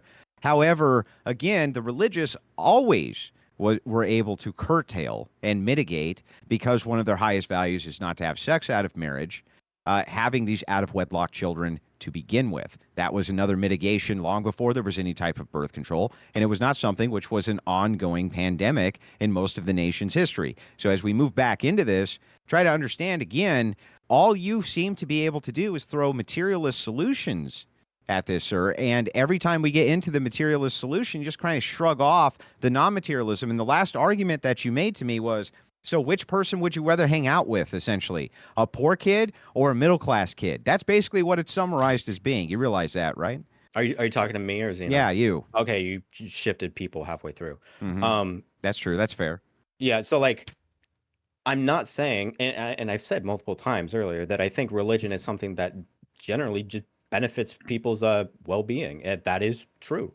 And it does increase the amount of like community that people have. But the thing is I'm not saying that this is like a catch-all. And I am saying, and it's not just the case that I want to give like materialist solutions. There are material problems that need to be mitigated if you want to increase the happiness of parents. If you're not concerned with the happiness of parents and you think that religion is going to take care of all of it, then I would understand how you come to your conclusion. But it seems to be the case with like basically like every bit of research in this area that financial issues are the biggest reason for the families falling apart, the marriage falling apart, and people being dissatisfied while raising kids. Actually, that's not true. So I just pulled up the study because you had made this bold claim that the more children that people have, the more tension that it raises inside their household. And actually, this isn't true. The people who report the most amount of happiness overall over all demographics are people with 4+ children. Oh yeah, who did that study? This Is study, that the Institute for Family Studies? Yeah, I will cite it for you. Hang on. I'll put it in the chat for you. But yes, the people with 4+ children are the ones. Let's see. This was according to the Edith Cowan University. This study is out of Australia. Parents with the most life satisfaction, which means those with the happiest, are those with 4 or more children. Okay, let me. Where is it I'll give you posted? my study, and then you can give me your study. I have a meta-analysis that we can look at, and then we can look at yours if you want to. Happily. It seemed like at the beginning of the conversation. Sorry, go ahead. It seemed like at the beginning of the conversation, most of the disagreement was going to be over whether or not how we incentivize women to have children, and whether or not we stigmatize women who do not have children. Yeah, we haven't gotten there. That's why I'm mentioning it. Because initially, the thing that prompted this conversation was the TikTok video that Matt Walsh and a bunch of people quote tweeted, upset that a woman was saying that she was happier single. Lots of people were posting studies saying that the happiest demographic was middle-aged women who were single and without a spouse. And then people were making arguments about the fact that, like, based on global warming and bullcrap like that it was like better that people weren't having kids and that we weren't incentivizing it. So I was curious what like Relly, you thought about people or the world actually being better off with people having less kids. So I don't think the world is better off with people having less kids as a initial thing. But nonetheless, I also, to my knowledge, anybody can correct me if I'm wrong, I think that data showing that like women in their 30s who are single and childless is like the most happy. I don't think that is actually true. I think that was I think that was a Maybe euphoric. misunderstood. Well, no, I think that was a misinterpreted thing. To my That was that knowledge, study from that Dolan most guy, I people. think. Most Sorry. people on average are happier married, not necessarily with children, but married. And so encouraging that people get married and have a partner is something that it seems like we should do for the happiness of society. But the video specifically, it seemed like there was a bit of cope that they were doing about the situation, but also it seemed like they were kind of combating the narrative that they probably heard their entire life, that the only way for them to be happy is if they had a child. And so they were kind of like stuck in a counter culture kind of a thing where they're like, I want to push back against this narrative that's being put onto me, and that's what happened there. And So they let got me a little kind of cringe with it. let Well, me be I mean- charitable. I can be charitable here because there's a lot that you agreed with or said that I agree with. So I do think that there is a counterculture, which is now, and the reason it's becoming the counterculture is because we have seen the birth rate so drastically drop inside of the United States, and the dissatisfaction level, especially with middle-aged women, with their crying YouTube videos, as they say, the worst mistake I ever made was getting divorced and breaking up my family. My kids hate me, and then the next generation not having children, et cetera, et cetera. I do think that there's a lot of cope going on both sides, to be perfectly honest with you. But to be, again, charitable to your point, I do think that there's obviously something which is overlooked, which is that there is a biological drive that most women have to have children. There really is. And so, of course, the dissatisfaction rates for women who don't have them is going to be significant. And if you think that that's not going to carry over into relationships, I think that you're a fool or haven't been in many relationships, because there's nothing about a woman's hormones that doesn't carry over into a relationship, just so you understand. So I'm just saying. But I want to try to be kind of charitable to your point and hoping you will expand on it, and then maybe we can have a good faith discussion from here. Wait, is it your position that every single woman wants a child? No, well, of course not. Nothing's a Okay. monolith. Okay, Nothing's a so then- monolith. Okay, so then That's then right. But we- by the way, the first thing I say is let's be good faith, have a good faith discussion. First thing you ask is the most bad faith question. Do you, Well, do you think okay, Come on, well, dude. no. So then I'm gonna that ask was you fucking pathetic, man. okay, how many people, how many women, percentage wise, do you think have to have a kid to be happy?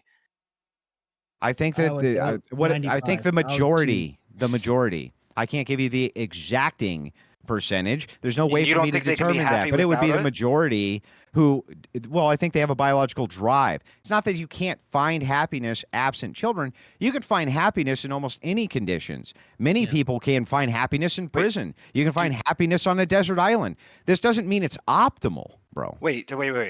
So do you believe that men have a biological drive to sleep with a bunch of women? Well, they definitely have a drive to Yes. have sex with Okay, them. wait, but you're religious, and I'm assuming you believe that men and women should be monogamous, correct? Yes. So you believe in restricting our biological drives. Yes. Okay, so is the idea that, like, just because women have a biological drive for, like, as a general statement for kids, that means that they ought to do it? No. Because you don't agree Yeah, that they ought to. Okay, so then I made a series of is claims. I didn't even get to an ought. Now okay, you're giving because me an no, ought. I'm What are you giving me I the ought asked a claim question. for? I didn't give you anything. I asked you a Okay. question. Yeah, I Okay? didn't make the ought claim off of those. So I'll Okay, I'll so- grant you all of these is claims. Here's the is claims I'll grant you. Okay, It is true so that the- I think that men on average would like to have sex with lots of beautiful Okay. women. I don't think this is controversial. On Okay. average, I think that most women want to have children and Like- have biological drive to do that. I don't think that that's something which is in dispute either. Okay, so like how men can restrict their, sex drive where they want to fuck a bunch of women, I Mhm. think that there are women who go through their life and they have different priorities and they don't necessarily want to have kids. Maybe they Like a just want to nun? be married. Maybe they just want a partner and they just, want to do that. Maybe they want to adopt. There's stuff like that, right? But they don't want to have kids of their own. Part again in that survey, medical reasons, and one of the number one medical reasons is the issue, possible complications with pregnancy and long-term negative effects of pregnancy on the body that a lot of people are scared of. Maybe too much, maybe too little. It's who. There's a lot of confusing get it. information for I women. understand. Because So yeah, I think there's a false paradigm here, though, which is that yes, maybe there is a biological drive that men seem to have where they do want to have sex with a lot of women. I wouldn't dispute that. You wouldn't dispute that. They seem to be just fine and satiated with a single partner for their whole life. And they don't even seem to want to initiate divorce from that partner very often because they almost never do. So I think that the distinction here, though, is that women, on the other hand, do seem to be absolutely miserable in many, many, many cases. If they can't have children, far more miserable than men seem to be by not being able to have multiple sex partners. I would have to see information on that. You know, I mean, isn't it just intuitive to you? Do you know men who are So like, I don't have 5 women to fuck, I'm gonna die? Wait, they're not men are so not like making for YouTube instance, videos crying for they instance, don't have 5 women to have sex with, dude. for instance, It's just right? crazy. We could look at the rate of cheating, and that is disproportionate amongst men. It's and not that cheating, disproportionate, though. You're right. It's not massively disproportionate, but it is. It's disproportionate amongst men, right? And we could look at that and go like, hey, maybe this is signs that men are. There's hang on, there's counter data on this I feel like because it's also a little when more women are complex than that. secretly polled, when they're allowed to be anonymous, Yeah. or when they're asked, like Ashley Madison, these places, they do claim infidelity at much higher rates than the polling data gets when they're polling them. So that's highly conflicted data. That's one. And two, if you can show me all of the man cope on all of the social media about how miserable they are with their one partner because they just had to go out and have sex with many, many, many women, and that's why they never initiated divorce with the one that they had, versus all of the women who are crying all the time, daily, all over, everywhere.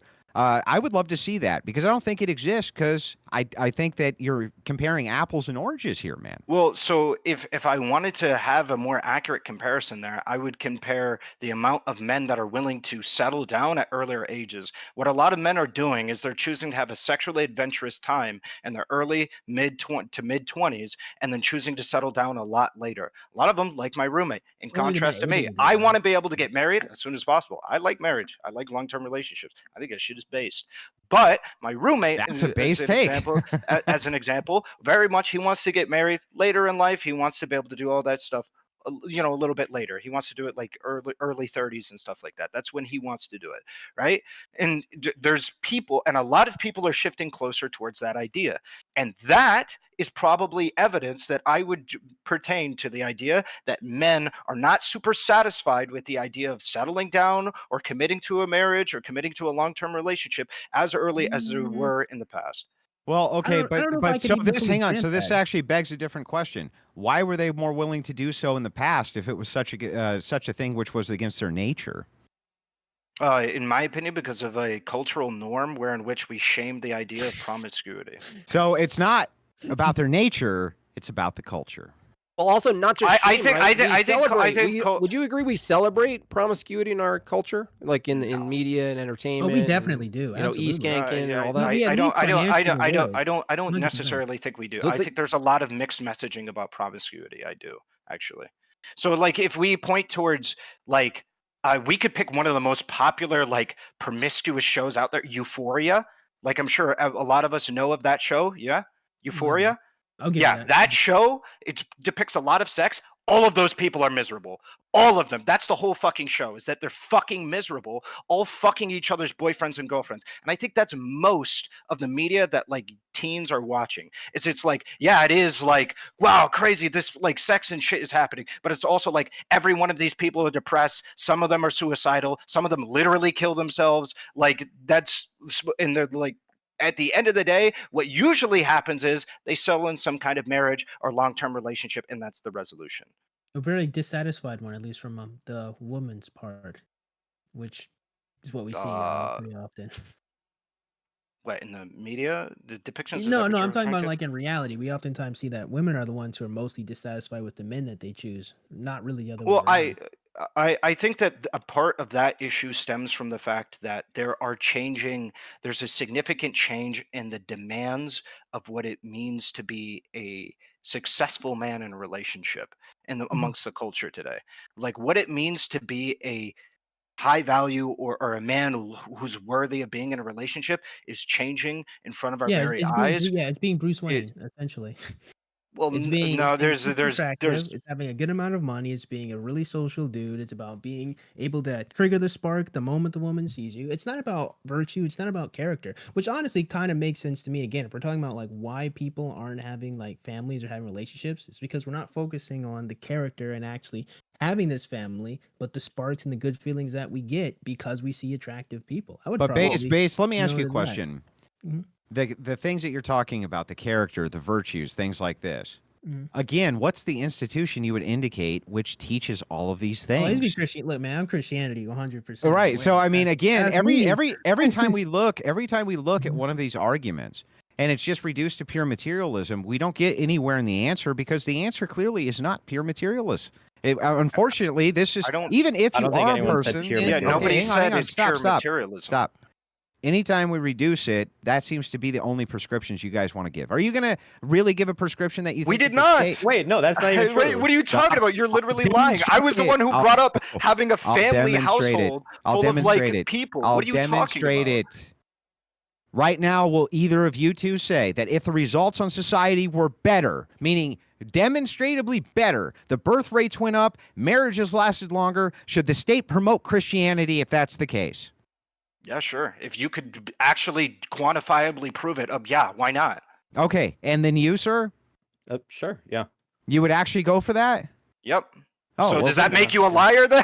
Because then you that's just base. so that yeah, the problem is you can't demonstratively prove that. What you can demonstratively prove is that there's certain cultural norms that Christianity does promote, which are pretty cool. I haven't denied that, and in fact, I think it's really weird for you to bring up the idea that I've been denying it or I haven't been pushing cultural norms this entire fucking You mean the time guy when who we've talked. likes- Excuse me, Oh. excuse me. I let you talk. Excuse me. The Mr. Excuse me. Mr. Excuse me.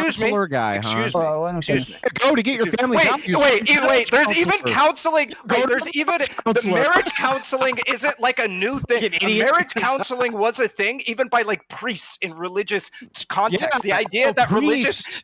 that Priests, marriage dude, counseling marriage is some counseling. I'm shocked. leftist idea that's like only progressive weirdos push is ridiculous. Okay, first off. Second off, right, this entire time I've been talking about promoting family structure, keeping families inside of the household, something that I wasn't even talking about. That wasn't marriage even necessarily counselors. the top. Marriage counselors. That's where you go for community. You're Remember, constantly, marriage counselors. I love this bad faith. Everybody's hearing it. Everybody's hearing this bad faith that you're constantly You bringing said up. that When shit. you Did I already, say when you marriage already, counselors? when you already agreed with the ideas that I brought up about keeping the family together, keeping them inside of a house, building that kind of community and that bond between your family, I would promote that. But the idea that we have to promote a specific religion doing it is unnecessary. You We can just promote said those we should ideas. do it if Wait, if I can demonstrate if to you, you which, can prove it, so which I you just- cannot. So Which I you- just what we hang can on. demonstrate- So this no? is the crux then. Because you've been interrupting It me. literally You've been said, interrupting me. is materialism You're constantly doing it. Is materialism the issue? Can't help You go, himself. yes, materialism is an issue. What about the religious aspects of this thing? Aren't those super important? Yes, those are all super important. Shouldn't we promote those aspects? No, you can't demonstrate it. The reason why the Not in bad religious faith. aspects are important is because they push certain cultural norms that at least I am willing to admit are good. We should focus on those cultural norms rather than saying Christianity is ubiquitously the best. Because I even made a comparison to Islam. Middle Eastern countries are objectively doing better than we are in regards to keeping their family units together as a culture. And so the idea that you're just like, look at Christianity, it failed in the West. It failed. So should I not look at Islam to be able to do that? It's ridiculous. How about instead of this, let's throw all of this away. Let's not look Okay. at specific religions. Let's look at specific Of course ideas not. and praise these people who are practicing cultural ideas and cultural norms that are genuinely good for most people. Okay. And some of these things are, of Fair. course, Okay, so in religious going on down this line of logic, then, what would you say those cultural norms should be that the state pushes to make them normal? two parent households. I think they should push and incentivize. It depends on. We could talk about ways they could push, but ways of pushing kids for staying inside of the what? house for. I just want to know what.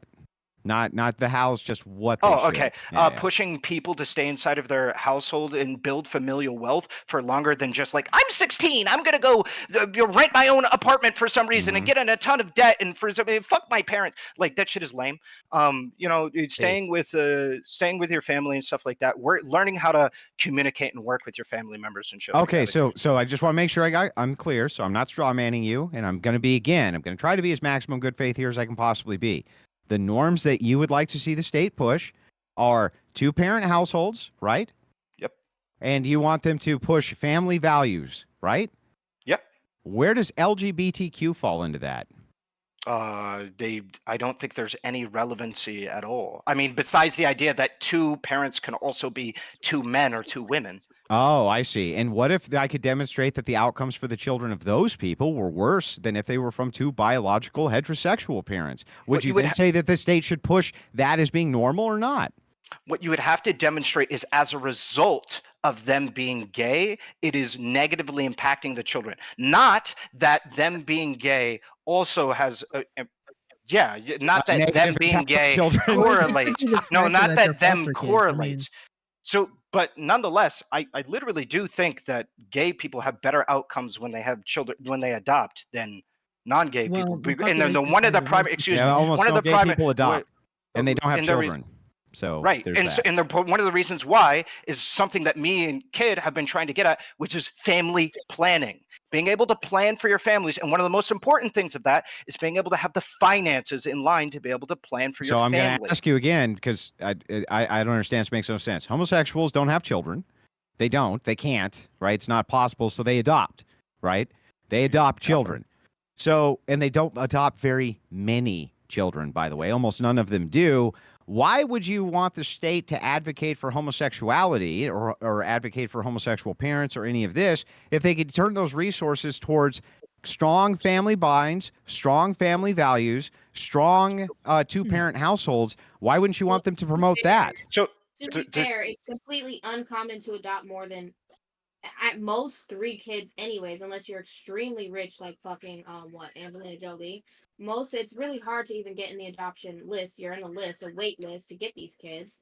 So if you're obviously a gay couple, I think it would probably be a little bit harder simply based off the fact that you are a gay couple and the potential people that are anymore. They just deal with the same thing. Yeah, but could be homophobic. We don't really. They outsource. No, we do know. But still, even if it was good for like a teensy tiny percentage of these kids, why would you want the state to waste its resources promoting LGBTQ, gay pride, all this stuff nonstop, 24 hours a day, every channel, everywhere, instead of making the promotion? I thought we were being good faith. Okay, did you? Well, you're prescribing the idea that I am advocating. But nobody even said to promote LGBT. Exactly.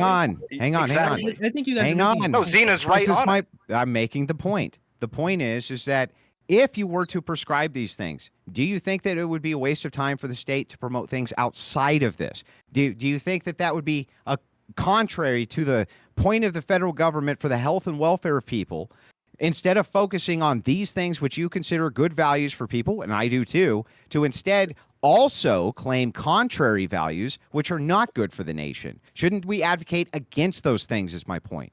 So for LGBT? Yes. Wait, against the values of a 2-parent household?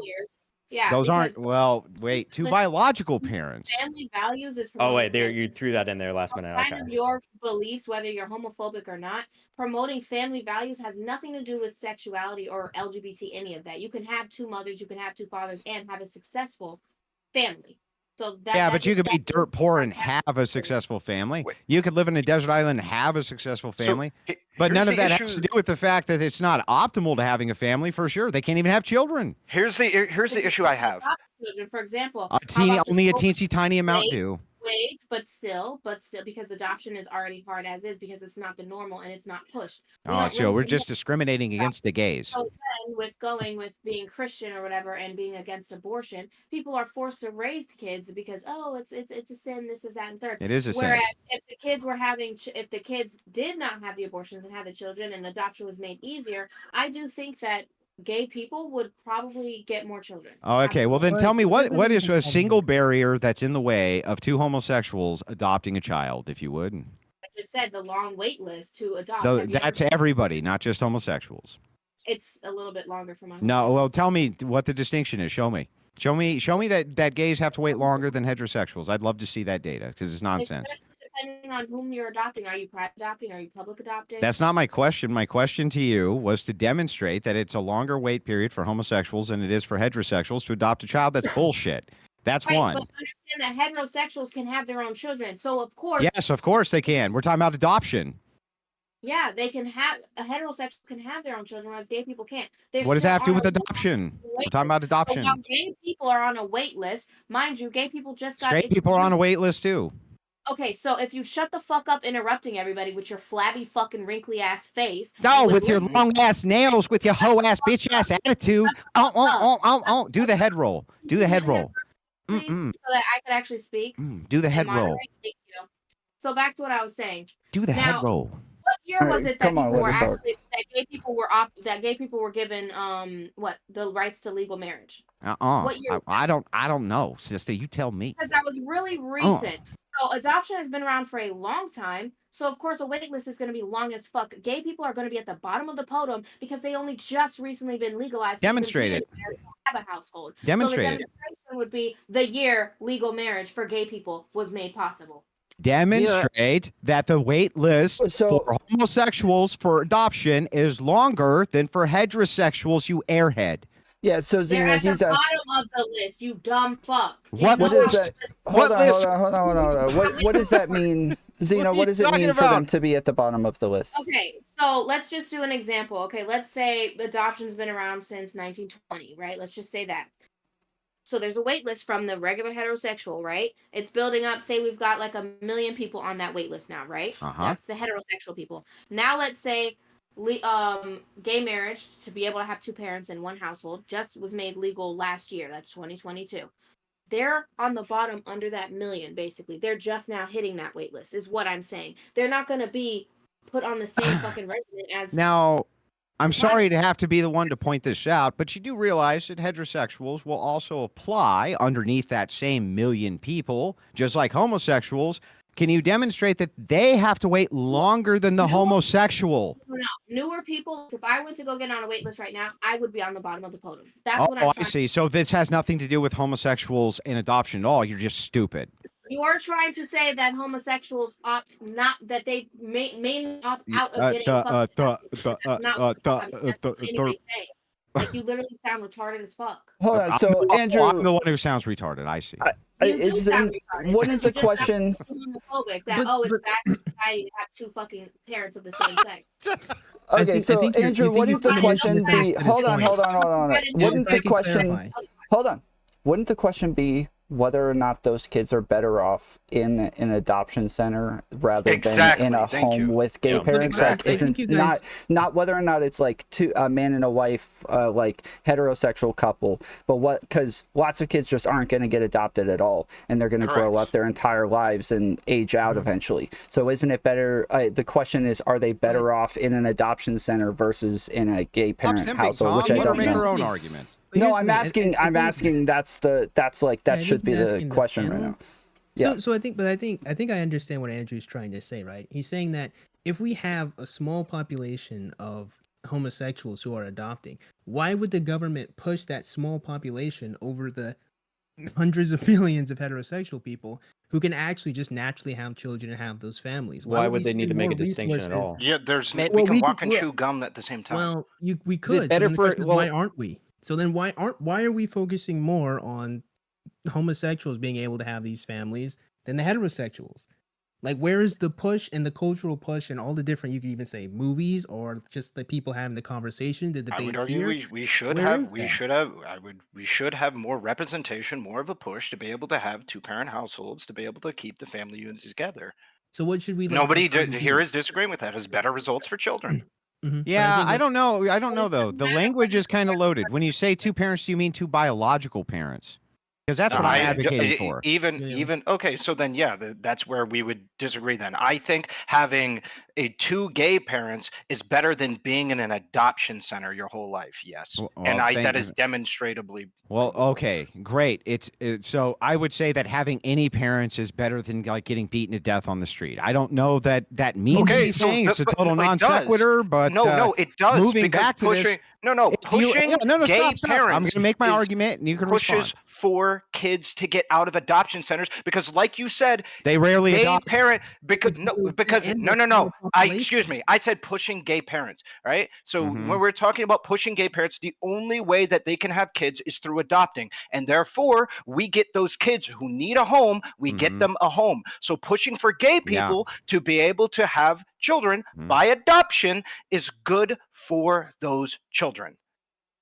Perhaps, Just so but you like a know, small, and you understand that if you take all those resources for this little teensy tiny percentage of the population, 2%, right? 2% or 3% by like the highest estimates, and you push all these resources towards them adopting, and a teensy weeny tiny percentile of them actually do, why would you waste all of those government resources pushing for that instead of pushing for biological parents to Again, stay at we home can with it? I walk don't and even chew. We understand can that. walk and chew gum at the same time. And the idea that you're talking about all of these resources, I haven't even said spent makes a no sense. dime. I haven't even talked about spending a those family dime. values you're All I'm talking about- doing, excuse you. All I am doing Excuse is you. excuse you. All I am Excuse doing you. is I am claiming that it is better to have gay parents Mhm. than have children grow up in these adoption Yeah, that's centers. nice. So now right? that's my And so question. I am saying Mhm. that it is absolutely the case that we should have an imperative to push these gay parents, gay people to adopt, to become parents, so that way they can give kids homes who actually exist right now. Right. But the problem that you have with this is that you're using a ginormous amount of state resources to promote. When have we talked about state resources? When? Because you're Where? not saying Right now, because- this is my counter argument to you. You fucking idiot. Listen to I what I'm never saying. said about allocating any state resources. I'm saying All I said was pushing. Okay. Okay, then you're listen. fighting demons because I didn't say it. You say we should push for gays to adopt. Who's pushing Yes. resources, moron? Media, like Base was referring to, media depictions of gay parents being normalized. Pushing the idea that, like, being a parent, even as gay people, can be a very nice thing. The idea that we have to spend millions of dollars of government. No, we haven't. No, and potentially, no, we don't So have just to. we as I the don't know. media? We have to. Yes, media it? depiction. I believe that. Hold on. I think this is a cultural issue. I think this is a cultural issue.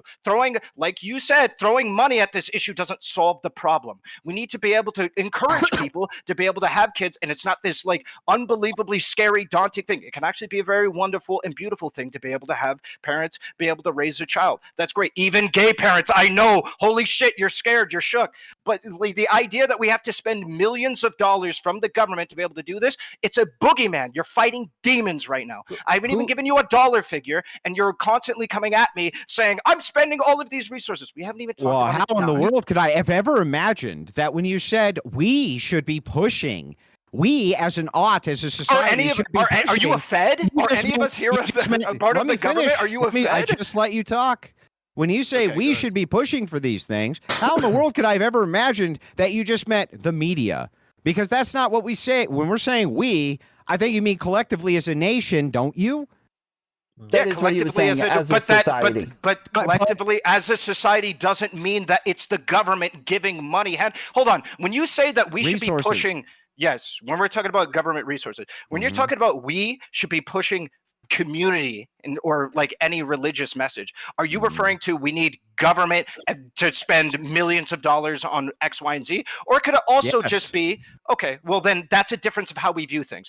I view things as Base brought it up at one point as well, which is media depictions, cultural influence that we have between people, having conversation. Wait a second. People having social conversation. What informs culture? Because we agree it's a cultural problem. What informs culture? He said people's social media. standards. And what media. informs social standards? People's conversations and people's opinions. They come from the people's feelings. Their values too. Yeah, sure. Yeah. Okay, where do those come from? Your beliefs. Yeah. What are beliefs? What are they habitually tied to? Wait, I'm sorry. Do you think that they come from the government? Yeah. Do you think that your beliefs come from the government? I didn't say anything about the government. He's clearly leading you to religion. Like he's clearly leading you to Christianity. He's telling you that that culture is downwind of theology. Yeah. And culture and government is downwind of culture. Hold on. So just in your mind then, if there was no religion, there would be no such thing as culture. There is no such thing as culture without religion. Name a culture without a religion. So you believe every single person Answer who is my fucking question, I am then. answering your question. Then do you it. idiot. Then do it. You believe agnostic people have no You know, culture. you're asking me a question now. Answer my question. Name a culture that has agnostic no people have religion. culture. What is the agnostic people. culture? Can you tell me? What is the dish? What is the official dish of the agnostic, sir? What is the official What do you mean dish of the agnostic? There isn't an official Because dish of culture is Christianity agnostic, either. You fool! So tell me again. What is real the quick. official dish of Christianity? Give me real quick. Can you tell me a single culture on planet Earth which has ever existed absent religion? Any? Increasingly, the United States. Okay. Any culture Well, absent it religion, just started- one. Wait, the United States was founded off of freedom of religion. The United States was founded by a bunch of Christians. Can you give me a But then, single? for the understanding that freedom of religion to be able to practice Okay. a religion or a lack thereof. Culture of the United States is clearly derived from Christian ethics and English common law, which was derived from Christian ethics. Can you give me a single culture? Its whole point was to stray away from a theological position on the entire existence of their society. That was the reason why we have it so enshrined in our culture, freedom of Are religion you going to answer and lack my thereof. question? Which culture can you cite that absent religion? Any of them? Are you looking for like a state? Any culture which has existed in all of human history absent religion. Okay, I would refer to like the agnostic existence of like Western society right now. Yeah, You think the culture of the West exists absent religion? That is it codified. Yes, the freedom of religion, the lack thereof. Yes. Okay, hold on, wait, hold on. We're gonna come right back to this. I don't know if anybody got questions through Donos, but if anybody's watching any of these streamers, send your question in through the streamers. If you guys don't want to send them to me, or if it's hard for you to copy and paste them, we can let you guys read them So you in don't about think that Western 20, 30 culture? Hold on, in about 20-30 minutes we'll do that. If people want to jump into the waiting room as well to ask some questions, we'll let you do that in just a little bit. So you don't think and then, Western go ahead. culture was informed and still is not informed by religion, specifically in the West, the Christian religion? It's whether or not a culture is informed by religion is a separate question to whether or not the that's the culture question. is religious. No, that's not what my question wasn't. Whether or not can you name a culture? Oh, well then every culture is informed by every single type of religion because we influence each other in a global economy and global society. So one more time. Jim Bob's claim, culture's downwind of theology. My question to you, can you name because you laughed and scoffed, made a mockery of it, can you name a single culture which has ever existed absent religion? I would honestly disagree with the entire premise here. The entire premise is flawed. Like, religion is downstream from human values. Values come from what? From theology. It's Holy the branch shit. of philosophy values come from is theology. No. Humans invented religion. Okay, let's be real. Humans invented religion to make sense of their own values that they got as social creatures through evolution. Okay, this whole idea that God invented these values is just wrong. And increasingly, the United States is becoming less religious, and people are still holding on to the same values, if not more so than they did in the past. What methodology did you use to determine that religion is bullshit and made up? Because we made it up. Like, because we made it up. That's I mean, great we can argue about methodology. whether or not your fucking like Sky Fairy is real, but like ultimately, so you don't have a methodology. Anyone who has like any fucking brain cells, no, what was my question? We invented religion. So you don't have a methodology. If you want to talk about religion and whether or not your methodology. Sky Fairy is real, the answer is no. You don't have a methodology. The fact that religion that's all I needed. No methodology. The fact that we had values before religion. The fact that we evolved as social creatures, taking care of each other prior to religion. So circular reasoning. Got it. And what else did we do? Religion itself is circular reasoning. Even if that's true, that's the same criticism. Even if it is true, that has nothing to do with the fact that you just gave us literally circular reasoning. Do you understand that? No, you are giving us circular reasoning by saying that. I'm not giving you any reasoning from religion. Would you accept the Soviet Union as an answer to your question about whether the basis a place of it that was existed Orthodox Christian. No, no, they literally no. slaughtered religious people in mass. Yeah, the Orthodox. They slaughtered the Orthodox. Yeah, that's Bad true. people do stuff. Wait, Yeah, no. Okay, bad thing so do happened. you agree then that that is an example of a culturally a-religious massive empire? Is the Soviet Union? No, Why? because what they tried to do was they tried to purge out the thing that informed their culture, and It when didn't that work. thing was purged out from the information of their culture collapsed. Yeah, it didn't work. It doesn't. It doesn't. No. It doesn't. It doesn't matter whether or not it worked. What it mattered is that country was founded off of the idea of secularism. No.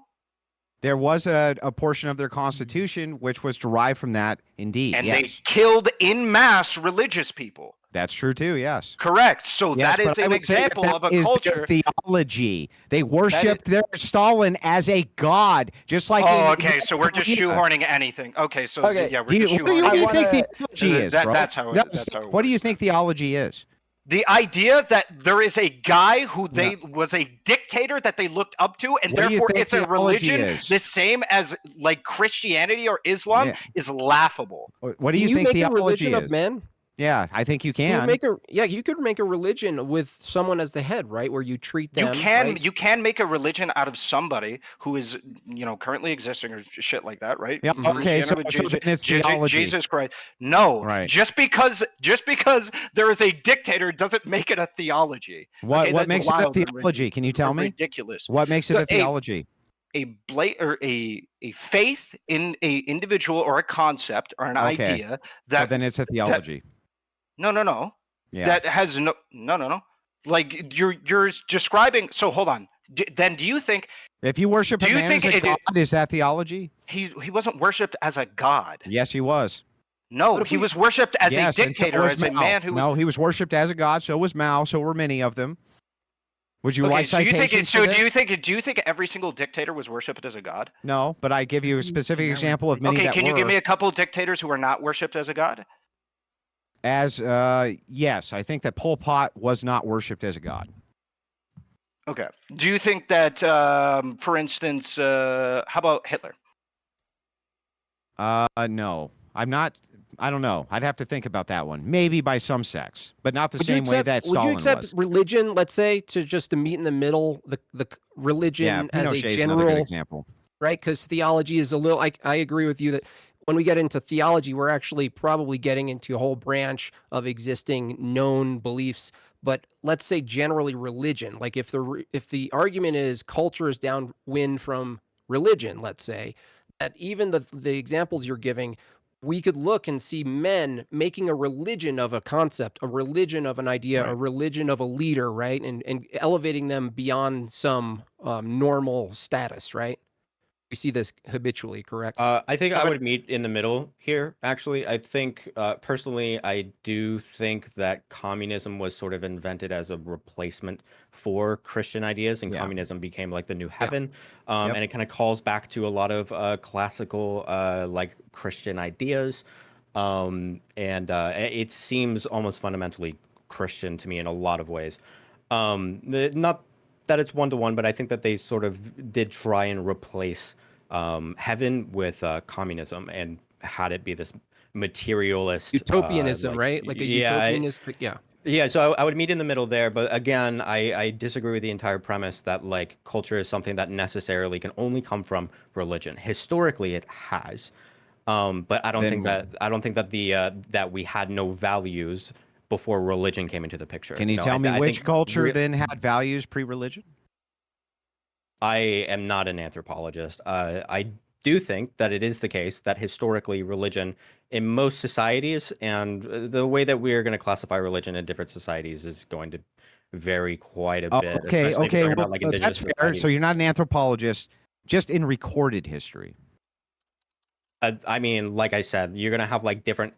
Like, would you classify? No, Jay, like- don't wait, don't answer my question with a question. Answer mine, then ask yours. Well, like I'm saying, I think Answer mine, then ask wait, yours. am I gonna be able to answer it, or are you gonna just? Are keep you fucking actually interrupting? going to answer Wait, it? Or are you're just you- going to ask one. Like I'm saying, if you're ready to stop talking, I think historically it is the case that a lot of social norms that we end up having are shaped largely by religion, because religion has been around so long as the thing that we point to that gives legitimacy to our values. But those values inform the way that we created our own religions. If you have any moral intuitions from evolution as a social creature, then you want to legitimize those as objective, and religion is a really, really easy way to do it. But like I wanted to ask, I don't know if you would classify. I don't feel like you wait, actually answered my hold on, question. hold, Jesus, bro, chill. What I wanted to ask. I just let you give your argument. What do you mean? Well, I think you just like hearing the sound of your own voice. Well, I mean, I do, but you still didn't answer my argument. I know. It's okay. All right, let him finish. Go ahead. What I'm interested in is if you would take like indigenous spiritualism and stuff like that, where like Before I the answer earth your is question, worshipped I would and like you stuff to like actually that. answer Wait, mine. hold on. You cannot help yourself. You just were like a asked me a toddler. question, bro. You were like a toddler. You cannot help yourself. You're just going to And ask me a question. Go ahead. Ask your question, Wait, then I'm just going to repeat back to you to answer mine. Go ahead. I answered your question already. What was the answer again?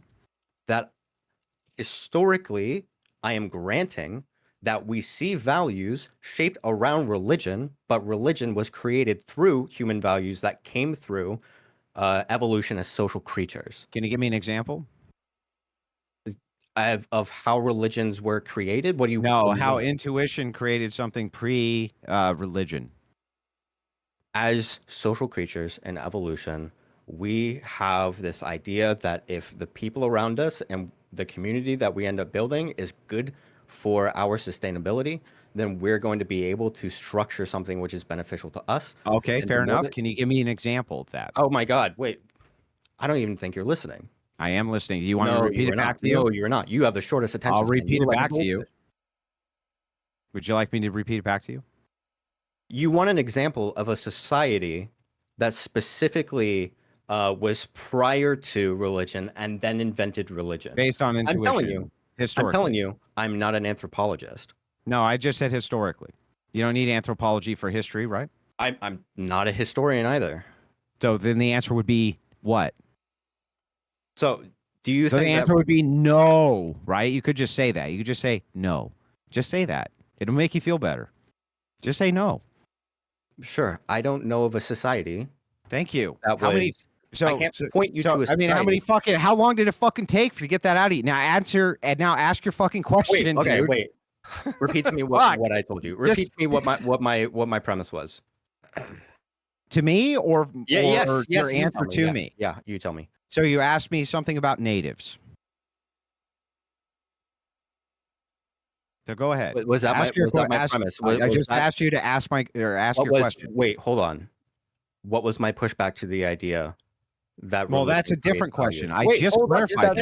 Hold on. That's what he was asking. He was asking what was his answer initially to why he doesn't think societies were necessarily religious. Because he claims that intuition predates theology. And he says that this is from an evolutionary standpoint, which, okay, fair enough. He says he's not an anthropologist, so can't demonstrate that. So I just asked within the historical record if he could. His answer, ultimately, after I beat it out of him, is no. So is there any questions that you had for me? Ultimately, it just comes down to whether or not you believe in evolution. Yeah, was there any questions you had for me now? Well, I guess at this point, like whether or not you believe in evolution, but I already know the answer to that. No. If evolution was true, would he even have a belief? It would just be a sort of like a symptom of his biology and chemistry. Excuse me? I said a belief system itself, if he believes in evolution or you believe in evolution, wouldn't both just be a result of mechanics and chemistry and motion? The creating values? Anything, any belief. Yes, creating values results as a process of evolution, yeah. So no beliefs can be wrong under your view because they're just effects of evolution. I don't believe in this like objective morality. No, like I said at the beginning. Okay, but wouldn't truth claims themselves be just the effect of mechanics and motion and chemistry? Sure. Yeah. So how would you have access to any truth? Them with what we agree to as a common logic. Sure. So truth is an agreement between people. Yes. Yep. So we can change the truth based on agreement? If the logic changes, that changes our opinion about what is true. Sure. Can I you don't know. change? I mean, you're doing Can you it right change? now, aren't you? Can you change the laws of logic with an agreement? You can No. change our understanding of it. Can I ask Nobody him? can This disagree ask with him? This that. is really, really straightforward. It shouldn't be this complicated. Can you change the laws of logic via agreement? You can change your understanding of the laws of logic via agreement. Yes. Yep. Correct. I can convince you. Does that require the laws of that something logic? is logical, and you can run the numbers in your head, and you That's can not what agree I or disagree. asked. You're not really good at answering questions, are you? I asked you, You're asking a can stupid you question. change the laws of logic via agreement? Because your premise is truth is an agreement. This is the consequence of your premise. And we change It's the not. laws of logic via agreement. Yes or no? Okay. No, we wouldn't agree on it. Could we, based on your premise? We wouldn't agree on it. Okay. What are Could the we, laws of based on your premise? Based on my premise, the laws of logic are something that you can demonstrate. If you can demonstrate that something else is true and consistent with the laws of logic, then sure, you can change. That's what we are doing right now. What are the laws of logic? Are you talking about like the Just the law three. of There's three of them. What identity are they? and- Are you talking about the law of identity? Yeah, the laws of logic. non-contradiction? And then the third one is? I don't remember. You don't fucking even know the laws of you logic. don't. Dude, shut the fuck up. Okay, asking we're you gonna- what? no, What? we're- What, we're- you're gonna logic me with the laws you don't know? I'm gonna pull us back just a little bit. But did anybody have questions from their chat before I? No. Okay. I'm not streaming. Oh, okay. That makes sense. Xena. Yeah. How did this get to? That, Where did the childbearing and family matter? Yeah, come from? we're so You're let me ask you, not- Xena, as the representative of all women here, you're getting close to middle age, I believe you said. So do you have pressure on you to have kids? Do you feel like? Oh, whoa. Well, to me, middle age is in the 40s, so I'm still not close to that. But that's just my take of what middle age is and how I was raised and the culture in which I was raised in. The older you get, do you feel like there's more pressure on you to have kids? From who? From myself or from other people? From society, yeah. I suppose they would try to apply pressure, but I wouldn't take it as that, no. Because actively, the only people that can raise a successful family and a well-functioned family is the people that want to have children and actively make the decision to have kids. Society can't tell me to have kids. And do you want to have kids? Of course. Do you feel like there's I guess. No, I'm not gonna ask that. So My maternal clock? Are you saying is my biological clock ticking? Is that what you're saying? Yeah, I was gonna ask that. Yeah, do you feel like you're running out of time at a certain point? Not that I'm running out of time. I use that as an excuse to rationalize the fact that I just wanted to have kids. Since I was young, I wanted to have kids by the time I was 25, and I didn't do that because obviously, like, I walked away from a marriage. But yeah, so I want to have kids definitely before I'm 30. But at the same time, I know, like, my sister had her children, both of them, in her 30s, and they're extremely healthy and beautiful. So I know that that's possible. And then, I mean, I have family members that all had their kids in their 30s. My mom's the only one that had, like, us in her 20s. I had a question, Tom, if you don't mind, if I follow up with Xena. Xena, is it true that you're an actual witch? Yes, I am a witch. And what type of witch are you, Xena? Probably closer to neo-paganism. Neo-paganism. And what Yeah. does neo-paganism entail doing rituals to get a result that you want? You mean like what, fertility rituals? Is that possible? Well, whatever type of ritual that you have, it does entail you doing this ritual in order to gain some result that you want. Is that right? If you follow it in if you're in a religion, you could, yes, but I'm not in a religion, so no. Well, I don't understand. How do you practice witchcraft? Okay, so witchcraft is just a word. Saying a witch is a word. It's just master of energy. That's literally what it means. The word witch comes from the word wick, which was energy. A wicca was a man and a wickie was a woman, and they're masters of energy. It's about I don't know if we're talking about the laws of logic. Yeah, so I have studied witchcraft. Yes, in depth. Okay, but so you know about like law of attraction and stuff. Yeah, so the law of attraction specifically is what I wanted to ask you about.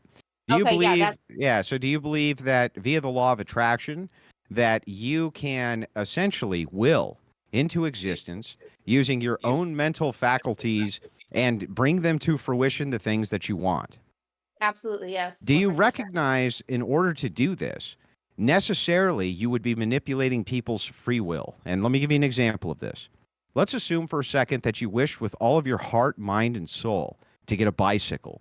This was actually something which was stated inside of a famous movie, which was about the law of attraction. And Are you one talking about The day, Secret? yeah, The Secret. And one day you go out and there is a bicycle there, which was delivered by somebody. I want you to think about the process which was involved in people manufacturing that bicycle, delivering the bicycle, and dropping that bicycle off at your doorstep. How many people's free will have you affected by wanting to get that bicycle? And can you tell me why that would be moral to do, even if it did work? Okay, well, in The Secret, one, they don't talk about it taking away free will. It's actually how you can't affect somebody's free will at all. For How example, couldn't even it with though? love, you can't love That's spells and stuff confusing to me. like Like, that how would doesn't somebody work. manufacture an entire bicycle Okay, for well, you and one, then because drop it that's off not to how you? that happened. That was an example that was you. If you remember, I don't know when's the last time like I watched all the time. I have the books. I still have the movie. Mhm. But no, that was an example of like basically when she was talking about how if you want something, it's good that you have to think about it for a long period of time, and the universe doesn't give you what you want instantly when you think about it. Right, And that was one of the examples that was used as to right. why it's better that we have to wait for something that we want. So with that being said, that wasn't the example of how law of attraction would work. For example, if I wanted a new car, by using law of attraction, I'm driving my old car. You're supposed to be in that state of like imagination or delusion where I would picture myself driving in my new car to work, by the way, because you actively have to take the action to make sure you're working, make sure you're in that limelight to get the new car. Sure. Visualize yourself driving the new car that you want and actually feel how you would feel if you were in that new car. And Right. that's how you bring in the manifestation of it. It doesn't mean someone just How went does and it made you a manifest? car and I'm sorry. delivers to it. I was trying but to get us hang on, back on hang on. topic. I This is, feel like hang we're on. I mean, going. no, it is on topic. Let me Okay. just Well, it's finish. not I'm taking almost anybody's done. free will. I'm almost done. Somebody had to manufacture the car. Somebody had to build it. They had to put in the engine. This required engineers. This required all sorts of different labor which went into this car. How would you possibly manifest this without affecting other people's free will, unless it was just what everybody else did, where they went and worked hard for the car? Can you explain that to me, Xena? What it is you put your law of attraction isn't about instantaneously just wanting something. The universe takes the least resistant path. So if you wanted your new car, what are you going to do? You're going to be visualizing that new car so much that you're Yes. going to affect your free will, which means instead of making excuses when your friend calls you and says, "Hey girl, let's go hang out," you're going to be like, "No, actually I picked up a shift." Why? Because your mind is focused on, I have that new car. That new car is mine. It's mine. It's mine. It's mine. So you're not going to be hanging out with people. You're not going to be distracted. You're going to be putting yourself in the So position you're to just be going to going work to work hard for a new to make car. money. That's pretty much what it is. Yes. So you're just The going to work law of hard for a new working. car. So then It's just there it's is no a actual law of attraction. There's a law of you focusing on getting a new car and you get one because you that is save the up law of money. attraction. It's Andrew, attracting that energy that would put you is in the least Andrew Yeah, resistance. well, the reason I feel like this is pertinent to this conversation, because I know that you want me to tie it back in, Tom, and I think that's totally fair. The reason that I bring this up is because could you do the same type of visualization for a child if you wanted to, let's say, have a child? Could you just utilize the law of attraction and one will be delivered unto you? Or is it actually that within the law of attraction, that what's going on is that you yourself are just going and doing what every other human being does, and you're manipulating the hyper focus. situation around you in order to have a child? With hyper focus, yes. You're doing what everybody else is doing with hyper focus and pure intention, which is why it would be stronger versus just Why would it like be stronger? because it's hyper focus. You have the actual intention, which means if like everybody else, people have sex, right? People make mistakes. Some people end up pregnant, some people don't. If you're actively trying to manifest, okay, one, you're going to try to manifest making sure that you're changing who you are as a person to attract the type of person you want to be the father or mother of your child anyway. So it's there's literally a list of things you have to go through in That order sounds to like get. anybody who wants to have a child would do the exact same thing, Xena. That's what law of attraction is. We all do It's law just of what attraction. everybody does. Remember, you said you watched the movie and you studied it. That's what Yeah. everybody does. Yeah, We but are I all couldn't figure out magnets. how you can All actually do. manifest something without intersecting with somebody else's free will. So, for instance, if you wanted to manifest a child and you wanted to have the perfect guy come to you, how could you wish that into the universe and the universe delivers that without messing with his free will in some way, Xena?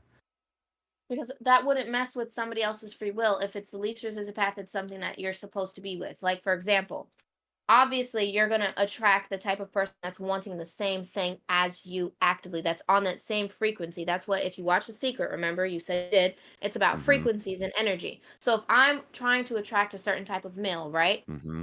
It's like sonars. It's going to pick up that same frequency, which means that male is actively looking for the same type of frequency, and it would draw two people together, not really necessarily affecting anybody's free will. No.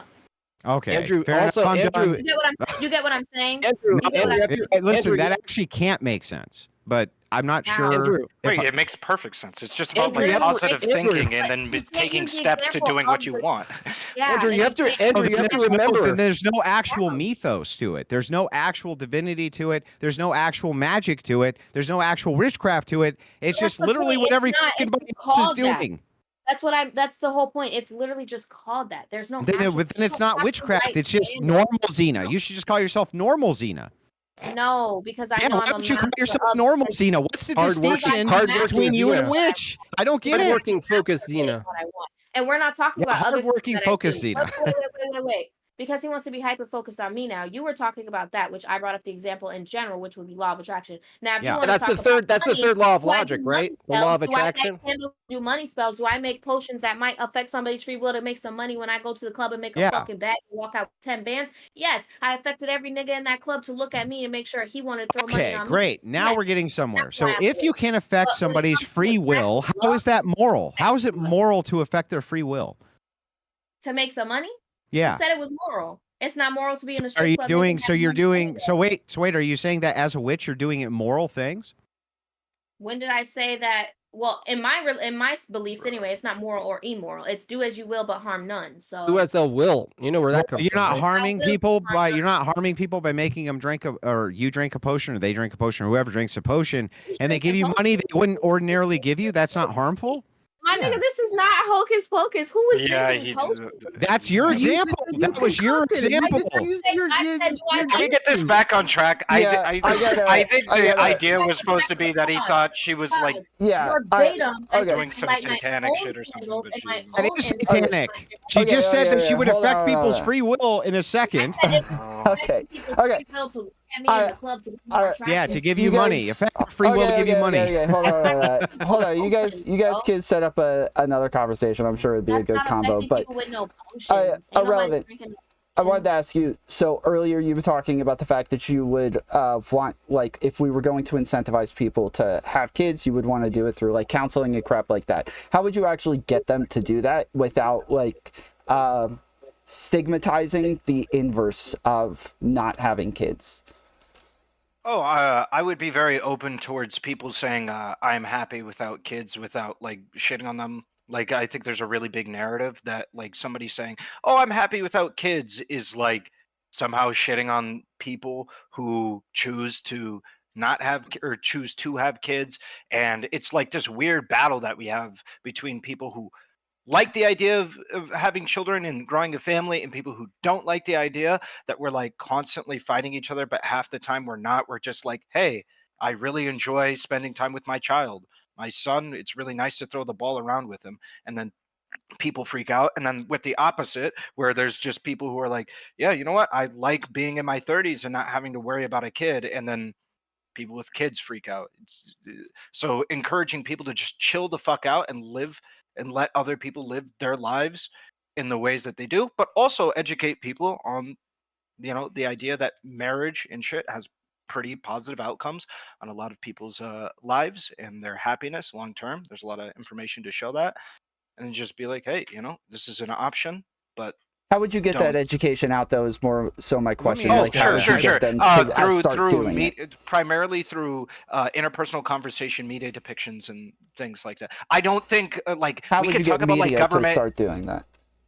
How would I encourage media to Yeah, start so doing like that? if Yeah. media right Like now us has going like a on big social mix. media and like like shitting on or demonizing weird depictions of like whatever we dislike. So like let's say that there's a depiction of I've seen a couple depictions of like just a just like a white family being demonized as like weird or this like outdated idea, just like a white Christian family, and like that's it. and then they're like this outdated idea. It's like, the fuck, who the fuck The cares? dopey They're just like, dad, the dopey like dumb they dad must that's be never Aryan like. race supremacist. yeah, stuff like that, exactly. yeah. Yeah, that kind of shit. It's like, the fuck, just let them live, bro. They're, you know, they're happy with the fuck, right? Shit like that. Be like, if we're demonizing that, be like, hey, the fuck are you doing? And then also just genuinely just having depictions of these people living their lives and being happy, and that's it. Not saying, and you should do this now, because that seems to be the problem. It's like usually that. And let's even talk about the woke stuff, right? The woke stuff is woke stuff, Fucking like woman prattle. integrating Fuck. people into media, like minorities into media, and then going like, and you guys should like not be racist. Like, that's cringe. Everybody finds that cringe, Andrew. right? So what should, sorry, just closing, what should be done is just have cool people, happy people just exist in the ways that we view as culturally positive. And then made by Jim Bob, pretty much the same question for you. How is it that you would actually get people to have more kids and like incentivize better family structures? Well, I would get into, I'd like to get into their moral framework. Of course, it doesn't happen at this broad scale. It could, like you said, you can take media, you can present and demonstrate happy families. I think persuasion. I think more men should intervene with other men and not just take this aloof approach, like a libertarian approach, where they just, oh, you do you, bro.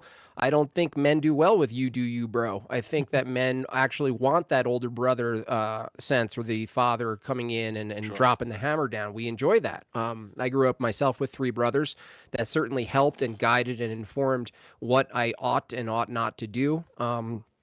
So I think I do agree with the other guy. Sorry, I forgot your name. Media in the West especially, it's just so dominant. It's like anti-kid, anti-natalist. Every kids are terrible. Kids are horrific. Let's make a movie about a baby that kills, the parents. Everything's bad. Everything's a whiny, complainy parents, right? And people worship like Seth Rogen. It's like, that's not a model. That's not a model of a man. So I think there's a cultural issue, and again, the debate tonight actually went mostly to what informs culture, and I think Christianity informs culture in the best possible way, in the most coherent way, and the way that produces the best goods in the world, both externally, sometimes materially, but certainly it produces the most fulfillment for people. And so I think that's a good question, but that's not like some short topical answer we can apply like a Band-Aid. It is a generational thing. And I think for the most part, the panel agreed that we're facing generational issues. And the question is, well, how do you reverse engineer it? Where does it all come from? I believe it's religion, and I think it's particularly Christianity. I guess for the most part, what I'm trying to ask everybody, and the part that I'm a little bit confused on, or I feel like is missing, is if you are wanting to incentivize something, there has to be something for them at the end of it. Something like, obviously, like having it more in media depictions makes this more normalized, but just normalizing it in and of itself doesn't seem to do the job. There has to be like a real incentive there, like they're going to be praised for this in some way. And then if they get the praise for that, having the inverse of that normally means that it's going to be stigmatized without it. And that's the part that I'm kind of confused about, is I feel like you would have to have both of those social structures in order to actually get the outcome that you're looking for. We should be more more commonly praising people who have kids and not hitting them with that they made the worst decision, in all these ways. So I agree with you. It's just that a lot of that happens person to person. So just like a lot of change happens, it happens at the individual level, one-to-one. You get to know people, you get to influence people. But if that happens at the at the widest scale, but it's still one-to-one, one-to-few, I think that goes a long way. It's just not a short jump. You don't just jump the brook and you're at the other side. So yeah, Well, I think and shaming too. Shame works too, by the way. Yeah. Calling men, total just calling them names for not having kids. I think that goes a long way for men. I don't know about women. I don't know what pressures women exactly, but I do know it works for men generally. But Tom, too, kind of in response to this, even your premise really points out the problem. Which is you're like, at the end of the day, you have to incentivize people. No, you really don't. That's the whole point of the premise here, which is to say that religion is to tell you that you should lack certain things, that certain lack is good, that certain not having of certain material things is actually good for you. It's not bad for you. You should not indulge in every one of the things that you could ever possibly imagine in indulging in. So your premise to even incentivize people kind of shows and demonstrates to me that you don't even understand the foundation of what we're talking about here, which is like, look, we don't necessarily need to incentivize the population by giving them something material at the end of the rainbow, okay? Or by trying to give them something which they're gratified by. Okay, what we can do instead is we can make a what's called a mental push, or a propaganda push, even though propaganda has a negative connotation. The reason I use the word is because people are familiar with it. But if we did push really hard that maybe materialism is not the answer to everything, that maybe you shouldn't expect a reward for every action that you do. The only buffer I've ever seen which promotes that is religion. I've never seen anything else. The state can't do it. People in philosophy can't seem to do it. Only religion and theology seems to be able to incentivize people to do things, even if there's not going to be some great But material I think reward. religion is doing what I'm talking about. I think that they do shame people for not doing the right things. I think that they are told to hold people accountable, and I think that there are incentives to be a virtuous person. I think that you are held up and praised for these things, and so I don't think you're taking Where? out the aspects in Where? churches. Wait, what do you In mean? churches? Even in your communities, no? Are you not praised for not abandoning your children? By For like who? being a good father? No. By being a No, good That's father? not praised. It's What are you expected. talking about? It's Wait, expected. is it- Yeah, that's and that normal. expectation is in contrast to what? Is in contrast to the cultural push To against shame. it. To shame, no? Well, I think to a degree there's something to be said there, yes, but that still, I think, misses the point, which is, again, it's back to the material assumption of like, you're doing this because of the praise. What religion is trying to, hang on, what religion's trying to promote is the opposition. You're not doing it because it's the praise. You're doing it because it's the moral correct thing And it Duty. makes you feel good to do the moral correct thing. No, you don't always feel Sometimes good. it doesn't. Yeah, Doesn't. sometimes it doesn't make you feel good to do what's Well, right. a lot of times, actually. You're Bad. because this is because you're confusing something. No, I'm The not reason, confusing you. okay, because you're confusing something. Because the reason why, because I was religious too. I grew up religious, and I actually do want to get to a separate part about y'all's prescription being religion. But the reason why we ultimately get to doing these things is because we find it more satisfactory to be religious in this case than the opposition, which is to not be religious. So I'm going to go with these beliefs because I find it more satisfactory to be religious, even if it's something that harms me in the short term and shit like this, right? What you're essentially talking about is incurring a short-term penalty or maybe even a long-term penalty in exchange for fulfilling a desire to continuously practice your faith. That is what you're doing. The problem with this position is not only is it unfalsifiable, but it's actually silly. So how could a person demonstrate to you that they did something, even knowing that that was their duty and it would not be good for them? You could always make the rejoinder, well, you must have thought it would be good for you or you wouldn't have done it, but you can't demonstrate any evidence for that. You would just have to be projecting that onto the person. That Yeah, there is no there's no evidence that you could possibly No. give me for that, dude. No. So I feel like you're missing my point. Okay? Well, then what's the point that I'm missing? That's what I was just about to get to. So the whole point of what I'm trying to say is that ultimately you have a goal that you are trying to achieve. Okay. And I understand that that goal has self-sacrifice built into it, but there's many different goals What does outside of even self-sacrifice religion. mean to you? Again, you're going to keep Well, interrupting. this so is an important hold point on. of this. No. I'm going to finish. You can interrupt for clarification. What is self-sacrifice? Self-sacrifice, right? In this context also applies to different areas that are outside of religion as well. I will explain what self-sacrifice is.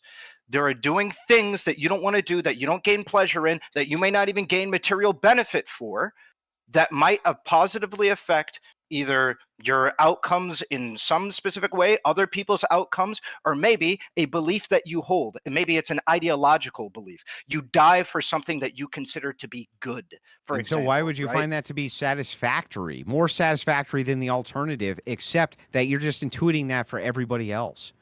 The reason why is because you're doing it.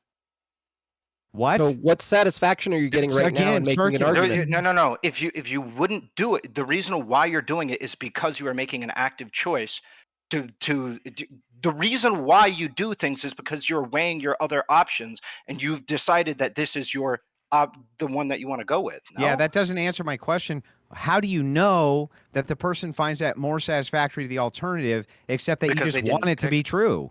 Because they didn't pick the alternative. Why would that matter? That's then this would Because be an opposition that to what you tells just called self-sacrifice.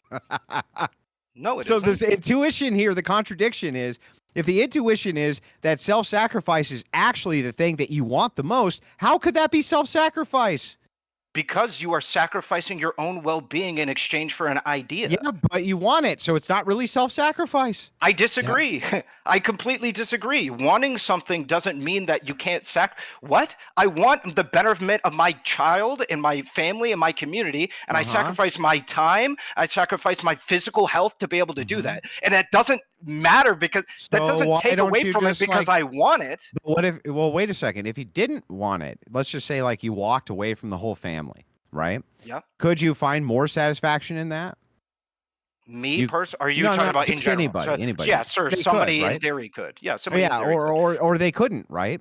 Yeah, I would find probably most people. I would say. How could you make the judgment value other than you think so? You couldn't really demonstrate that. The reason why is because they weighed the options for themselves and they picked the one that they went with. Yeah, demonstrate it. Demonstrate that's true. What, demonstrate that they weighed options and Relevant, that's why they picked what they did? I don't think you understand the problem that Andrew's posing here.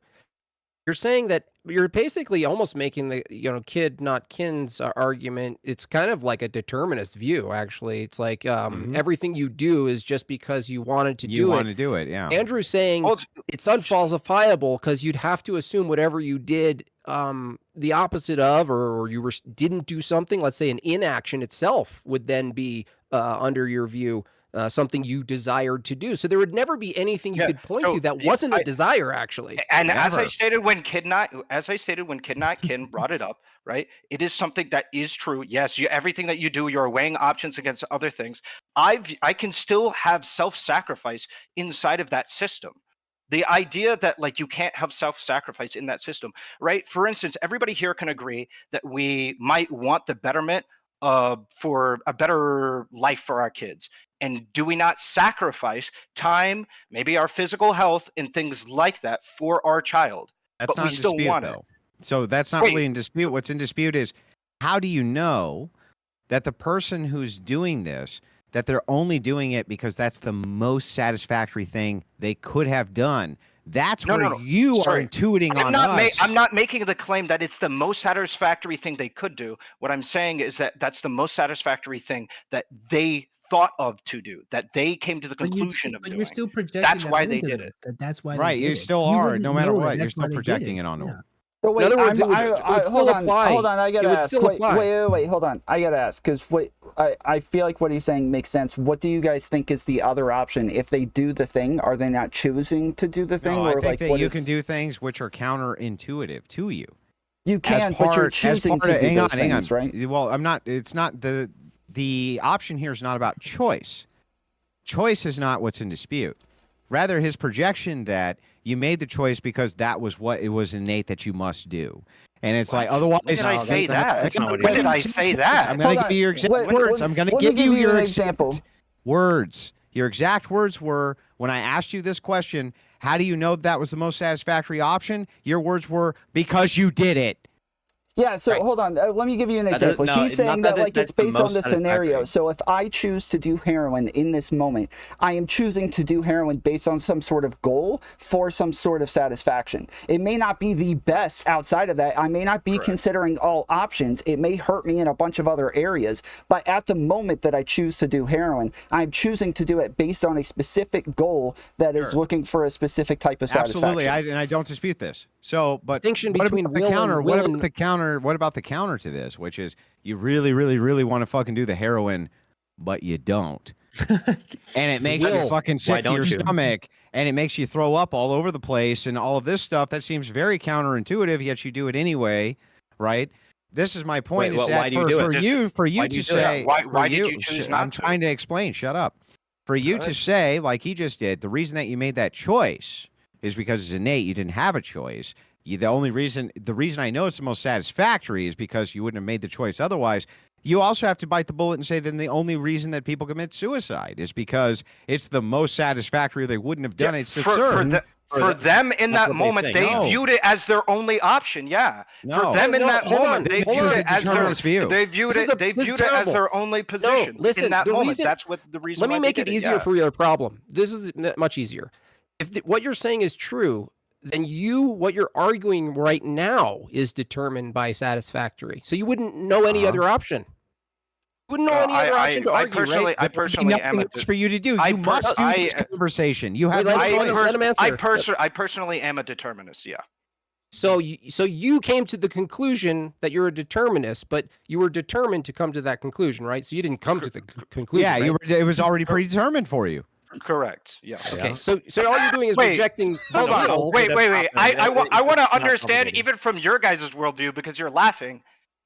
Is because I is guess funny. we gotta get into this.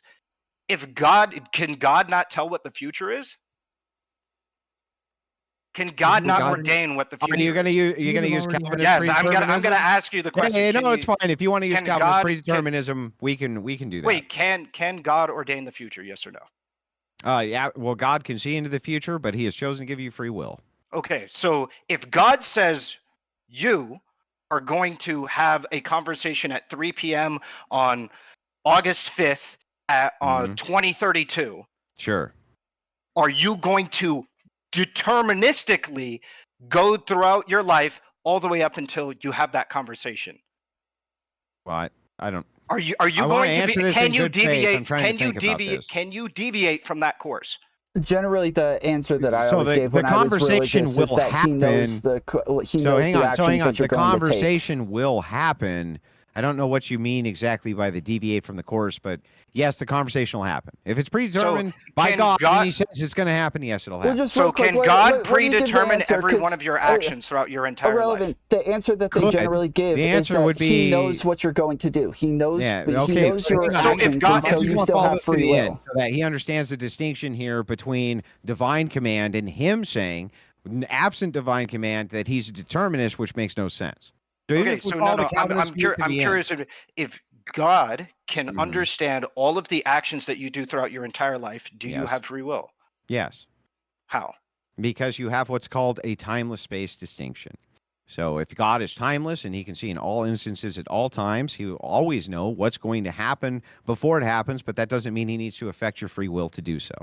Okay, if he knows all of the things that you are going to do throughout your Mhm. life and you cannot deviate from them, how do you have free will? How is it independent? How is it objection- independent of previous Yeah, so the factors? objection here is based around timelessness. You don't know what timelessness means. So If it is you're timelessness, operating- then he couldn't know the things that you will do, but only the things that you could do. Right. So that's one argument. I take a different argument, but I think that that'll suffice. As we're talking about this, though, you as the determinist now need to explain how that's a mechanism for all human beings absent God. Me personally, Yes. I believe in physical interactions, and I don't believe that matter can be created or destroyed. So do you given our not? So you don't have a understandings. belief then? You don't have a belief then, right? I do have a belief. That is No, my there's belief. no He you. just told you what it There's was. no you. There's a mechanism that has a brain that produces That sound out of a determines it. mouth hole, right? Correct. You Sure. don't come to beliefs, right? No, I do through the mechanisms you throughout can't. my It's out my determined. mouth. So there's no hole. you. There's no you. You There are is the a me. mechanism. There No, is no, a there's- me. What? No. The distinction in your view, would be a body that's purely physical, right? Correct. So the I, is that physical? Yes, I am physical. Me? Yes, I am physical. No. The I, the mind, the I, the being. Yes, I that believe that is physical. So the mind is physical. Yes, my mind is physical. Okay, so where in your body is your mind, and what is it made out of? It is a collection of neurons that are firing inside of my brain to be able to present to me a conscious experience. So your mind is a bunch of activity, right? Correct. Okay. So if your mind is a bunch of activity, then it's just your brain, right? We are looping, but yes. Okay. Okay, so if it's just your brain, and your brain does something lawfully, correct? I'm assuming you mean in accordance with the laws of logic, and the answer would be yes. No, not logic, actually. Physics, mostly, in chemistry. Oh, sure, yes. Because you don't have access to logic, because logic is immaterial. And so what you have is a machine called your brain and body. And whatever your machine is doing is as mechanistically producing an outcome, right? That's always determined to be the outcome, just like you're arguing with choices, right? So if that's true, just like I used on Kid down here, all knowledge for you, you can't know anything based on your view. Do you agree? What do you mean? What are you describing as knowing? You can't have knowledge. You're just a mechanism. You're a deterministic mechanism. What knowledge I know could you things. possibly? I know that you're sitting in a dark room. I know that he's sitting with a green background. What are you referring to as knowledge? Isn't that determined in your view to see those It's things? determined. It's Correct. not knowledge. It is It's already determined, but determined. it is knowledge. That's the So we need to. So now we're having a descriptive difference over what knowledge is. No, it's not so we can get. It's knowledge. Any way you describe knowledge, I'll promise we are you, it's going to not be possible under your view. Describe it any way you want. Define knowledge. Sure. Can we talk about the three things of logic again? No. This is important. What for me to describe knowledge? No, Yeah, just what is knowledge. knowledge? It is Just to- whatever it is. It is to have a grasp or an understanding of a concept. Okay, like a proposition, maybe? Would you reduce it to like a proposition? For the sake of this conversation, sure. Okay, so you make a proposition as mechanism 1, and Andrew over here is mechanism 2, and the rest of us on the panel are the observers, but in your view, we're also mechanisms.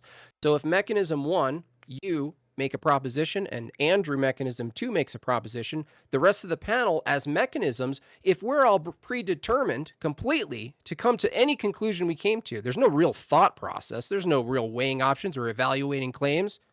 If that's the case, how do we have access to knowledge if every node that's interacting is just interacting with physicality? Wait, why can't what's thought the processes methodology? be determined? Yeah, Why how can't can it thought be processes determined? be determined? What's that? Well, Why cannot thought processes be determined? Well, in your view, it is. We're granting that they are. Yeah, I'm asking you. Yeah, but you're saying that it's not possible. Why? Yeah. So he's it's making not the possible. example right now. He's saying that if you have, if he's a mechanism and I'm a mechanism, we have a disagreement. All the audience is now mechanisms. This was predetermined. How do we have knowledge of who's right, who's wrong? What method? If it's What method mechanical.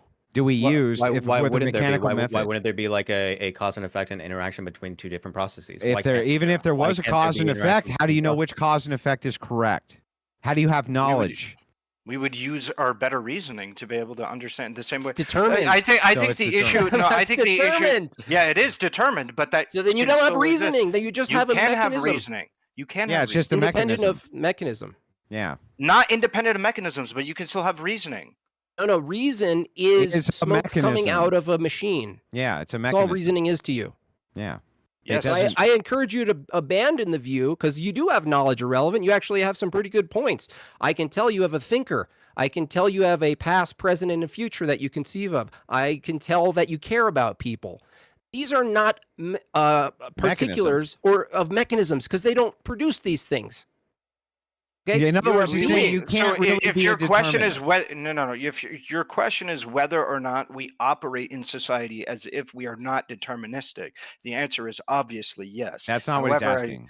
Okay, well that's ultimately the only answer that I can give you to your statements. Well, I'm is saying that we the can we opposite was operate true. in the world.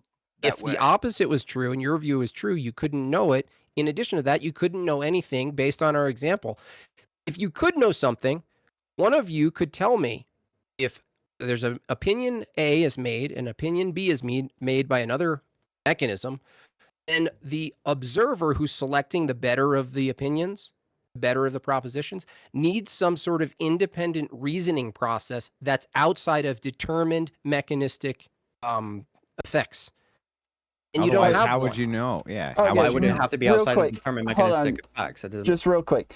What? We have gone like way over, so Yeah. I wanted to give everybody a enough. chance to do their shout outs. If anybody wants to stay after and continue having this conversation, I'm completely open to people sticking around. But real quick, I want to let everybody go around, shout themselves out, and give a closing statement on the topic. So we'll go backwards from where we started before. Xena, if you'll go first, please. Okay, 1 second. I'm so sorry. I am so sorry. What game are you playing? Assassin's Creed Odyssey. Let me walk out of this fucking zone. I just gotta be in a safe zone. So We can start with One Jim of the Bob. better of the Okay, Assassin's go Creed. ahead.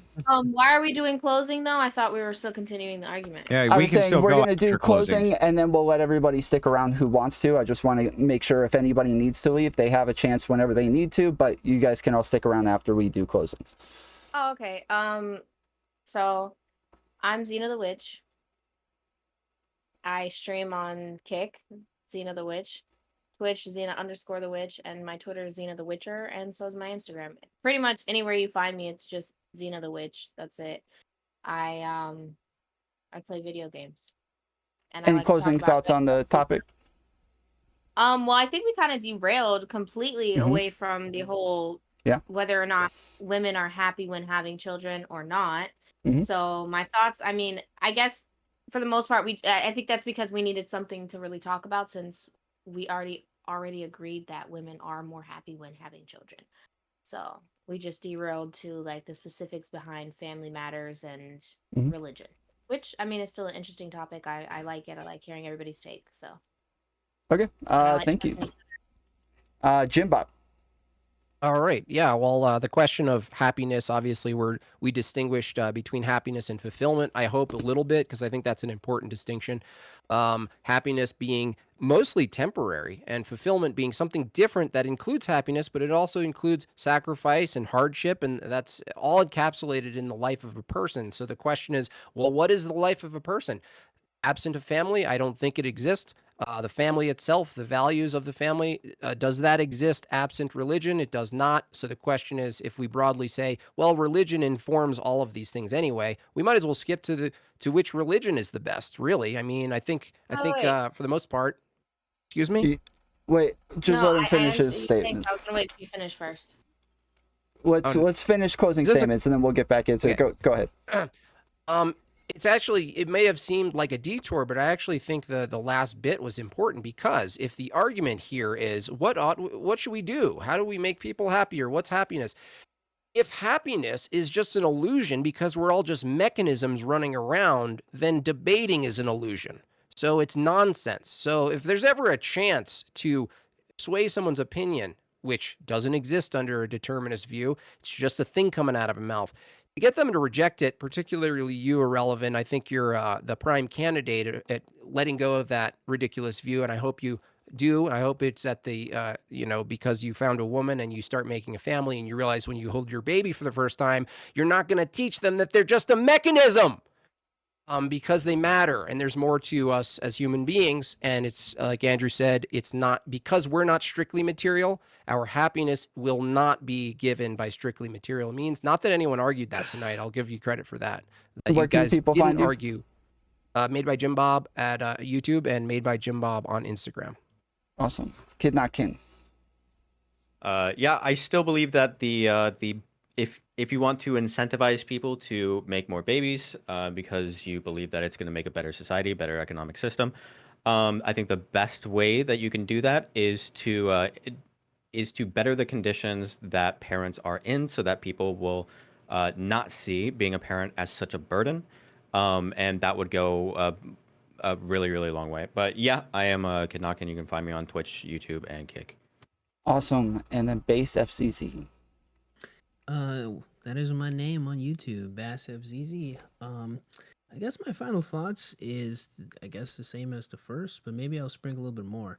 I'm a huge fan of virtue, a huge fan of having strong moral character, and I honestly think that the problems here, I actually think that the financial issue that a lot of people talk about with them not having kids is mostly an excuse. I think it's about virtue. I think a lot of these people honestly more lean on being selfish, not really being considerate of the reality that is children do not remain children forever. They grow up, they become people. I'm an adult, you are all adults, we all be. And I think that honestly, you're going to be happier having a family, having these people, if you raise them, if you invest in them, and you treat them well. Is every person going to get that? We all know that's not going to be the case. But what ought we should do, since we like saying that, I think we ought to focus on building moral character and recognizing that even though children might be expensive, children do not remain children. They grow up, they become people, and you can love them and they can love you back. They're just little people that get bigger. So I think we should focus on encouraging more children how to do so. I'm with Ahrelevant here. I would like to make more stories, produce more movies. I would like to push out and show love, kindness, and consideration, and encourage men and women to work together as well. So, those are my Awesome. thoughts. Thank you, Andrew. Yeah, I'm actually happy to stick around for a little overtime this evening. I don't usually do that often, but I don't get a chance to come in and spar with Tom as much as I'd like. By the way, is it Base FZZ? Mm-hmm. Right? I really enjoyed seeing you again tonight. I felt like you made some very compelling, I basically down the road, maybe I can have you back on the Crucible. We'll talk a little more, but Oh, I'd it love was, it. it was, yeah, it was great. It was great to talk to you again, man. I'm glad to see you back. I thought you had some very compelling things to say. By the way, to the other side of the panel, with Ahrelevant, and then let's see, I can't see your name in Discord, so forgive me, sir. Kid, not Say it kin. You real. can just say kid, yeah. Yeah, kid. Okay. Just so you guys know, I don't take any of this personally, and I've never mutual. taken any. I don't take stuff like this personally. neither. So I'd like to thank both of you for coming out to the panel tonight. I appreciate it very much, and then of course Jim Bob. I appreciate the spirited discussion and the spirited debate. Ultimately, I'll say that I didn't find the refutation of either of you to be very compelling. And I would actually still like to discuss this without getting sidetracked, where maybe we can do it without such a large panel and have a much better good faith exchange. So I'm happy to stick around. Appreciate it very much. And then down to the witch at the bottom. I think you should abandon the identity of witch, to be honest with you, because it seems like you might have a better moral paradigm than that. And I'll leave it at that. Awesome. And then Ahrelevant. Right. So the last, there was one other thing that I wanted to get to that we didn't quite get to because we were talking a lot about the knowledge and reasoning and things like that. And the thing that I wanted to get to is it seems like a lot of the ideas that we share and we have in common for things that we would like society to be guided towards. I feel like it's a bit betrayed by pushing a specific religion as the a thing that our government should be hoisting onto the public. And the reason why is because we're going to miss people who are either agnostic, atheist, or maybe just a different religion. Instead, pushing multiple different, very positive cultural ideas and norms that we already agree on is going to, I think, be the best fix because that gets even non-religious people into that mix and can feel a lot more welcome with these ideas. And just unfortunately, the way that things are, well, unfortunately, I'm sorry for the people who are religious on this panel, is the idea that there's so many people that are just never going to be religious. There's just nothing you can do about it. But there is something we can do about pushing certain positive cultural norms that religion puts forth and other ideas put forth, and spread them around. And where can people find? Oh, sorry. Kick, Twitch, YouTube, Ahrelevant. AH relevant. Awesome. having me And Yeah, I was really excited about this panel. I was really excited for everybody who said yes to come on. This turned out great. We always do panels with each question or each topic is going to be an is and an ought. It'll have both of those in there, so that normally if people all end up agreeing on the is, they can argue over the ought and how to get to that. And I think this is a really interesting conversation, really interesting people came on to have these conversations, so I really enjoyed the arguments. Yeah, I'm Tomfoolery. I appreciate everybody in all the chats are talking about how great I am and how fair I am and all of that crap. I appreciate all the compliments. It's awesome. I will appreciate all the love. And yeah, I will also stick around for whoever wants to stay and chat, and appreciate you guys coming. For anybody who needs to head out later. Yeah, I do have to head out. But I will say, for the other side of the panel, that I do really appreciate all of the sparring. It's a lot of fun, and if any of you guys want to talk in the future, you're more than free to hit me up. But yeah, I have to Send me a DM, kid. We'll talk more. Yeah, you got it. Yeah.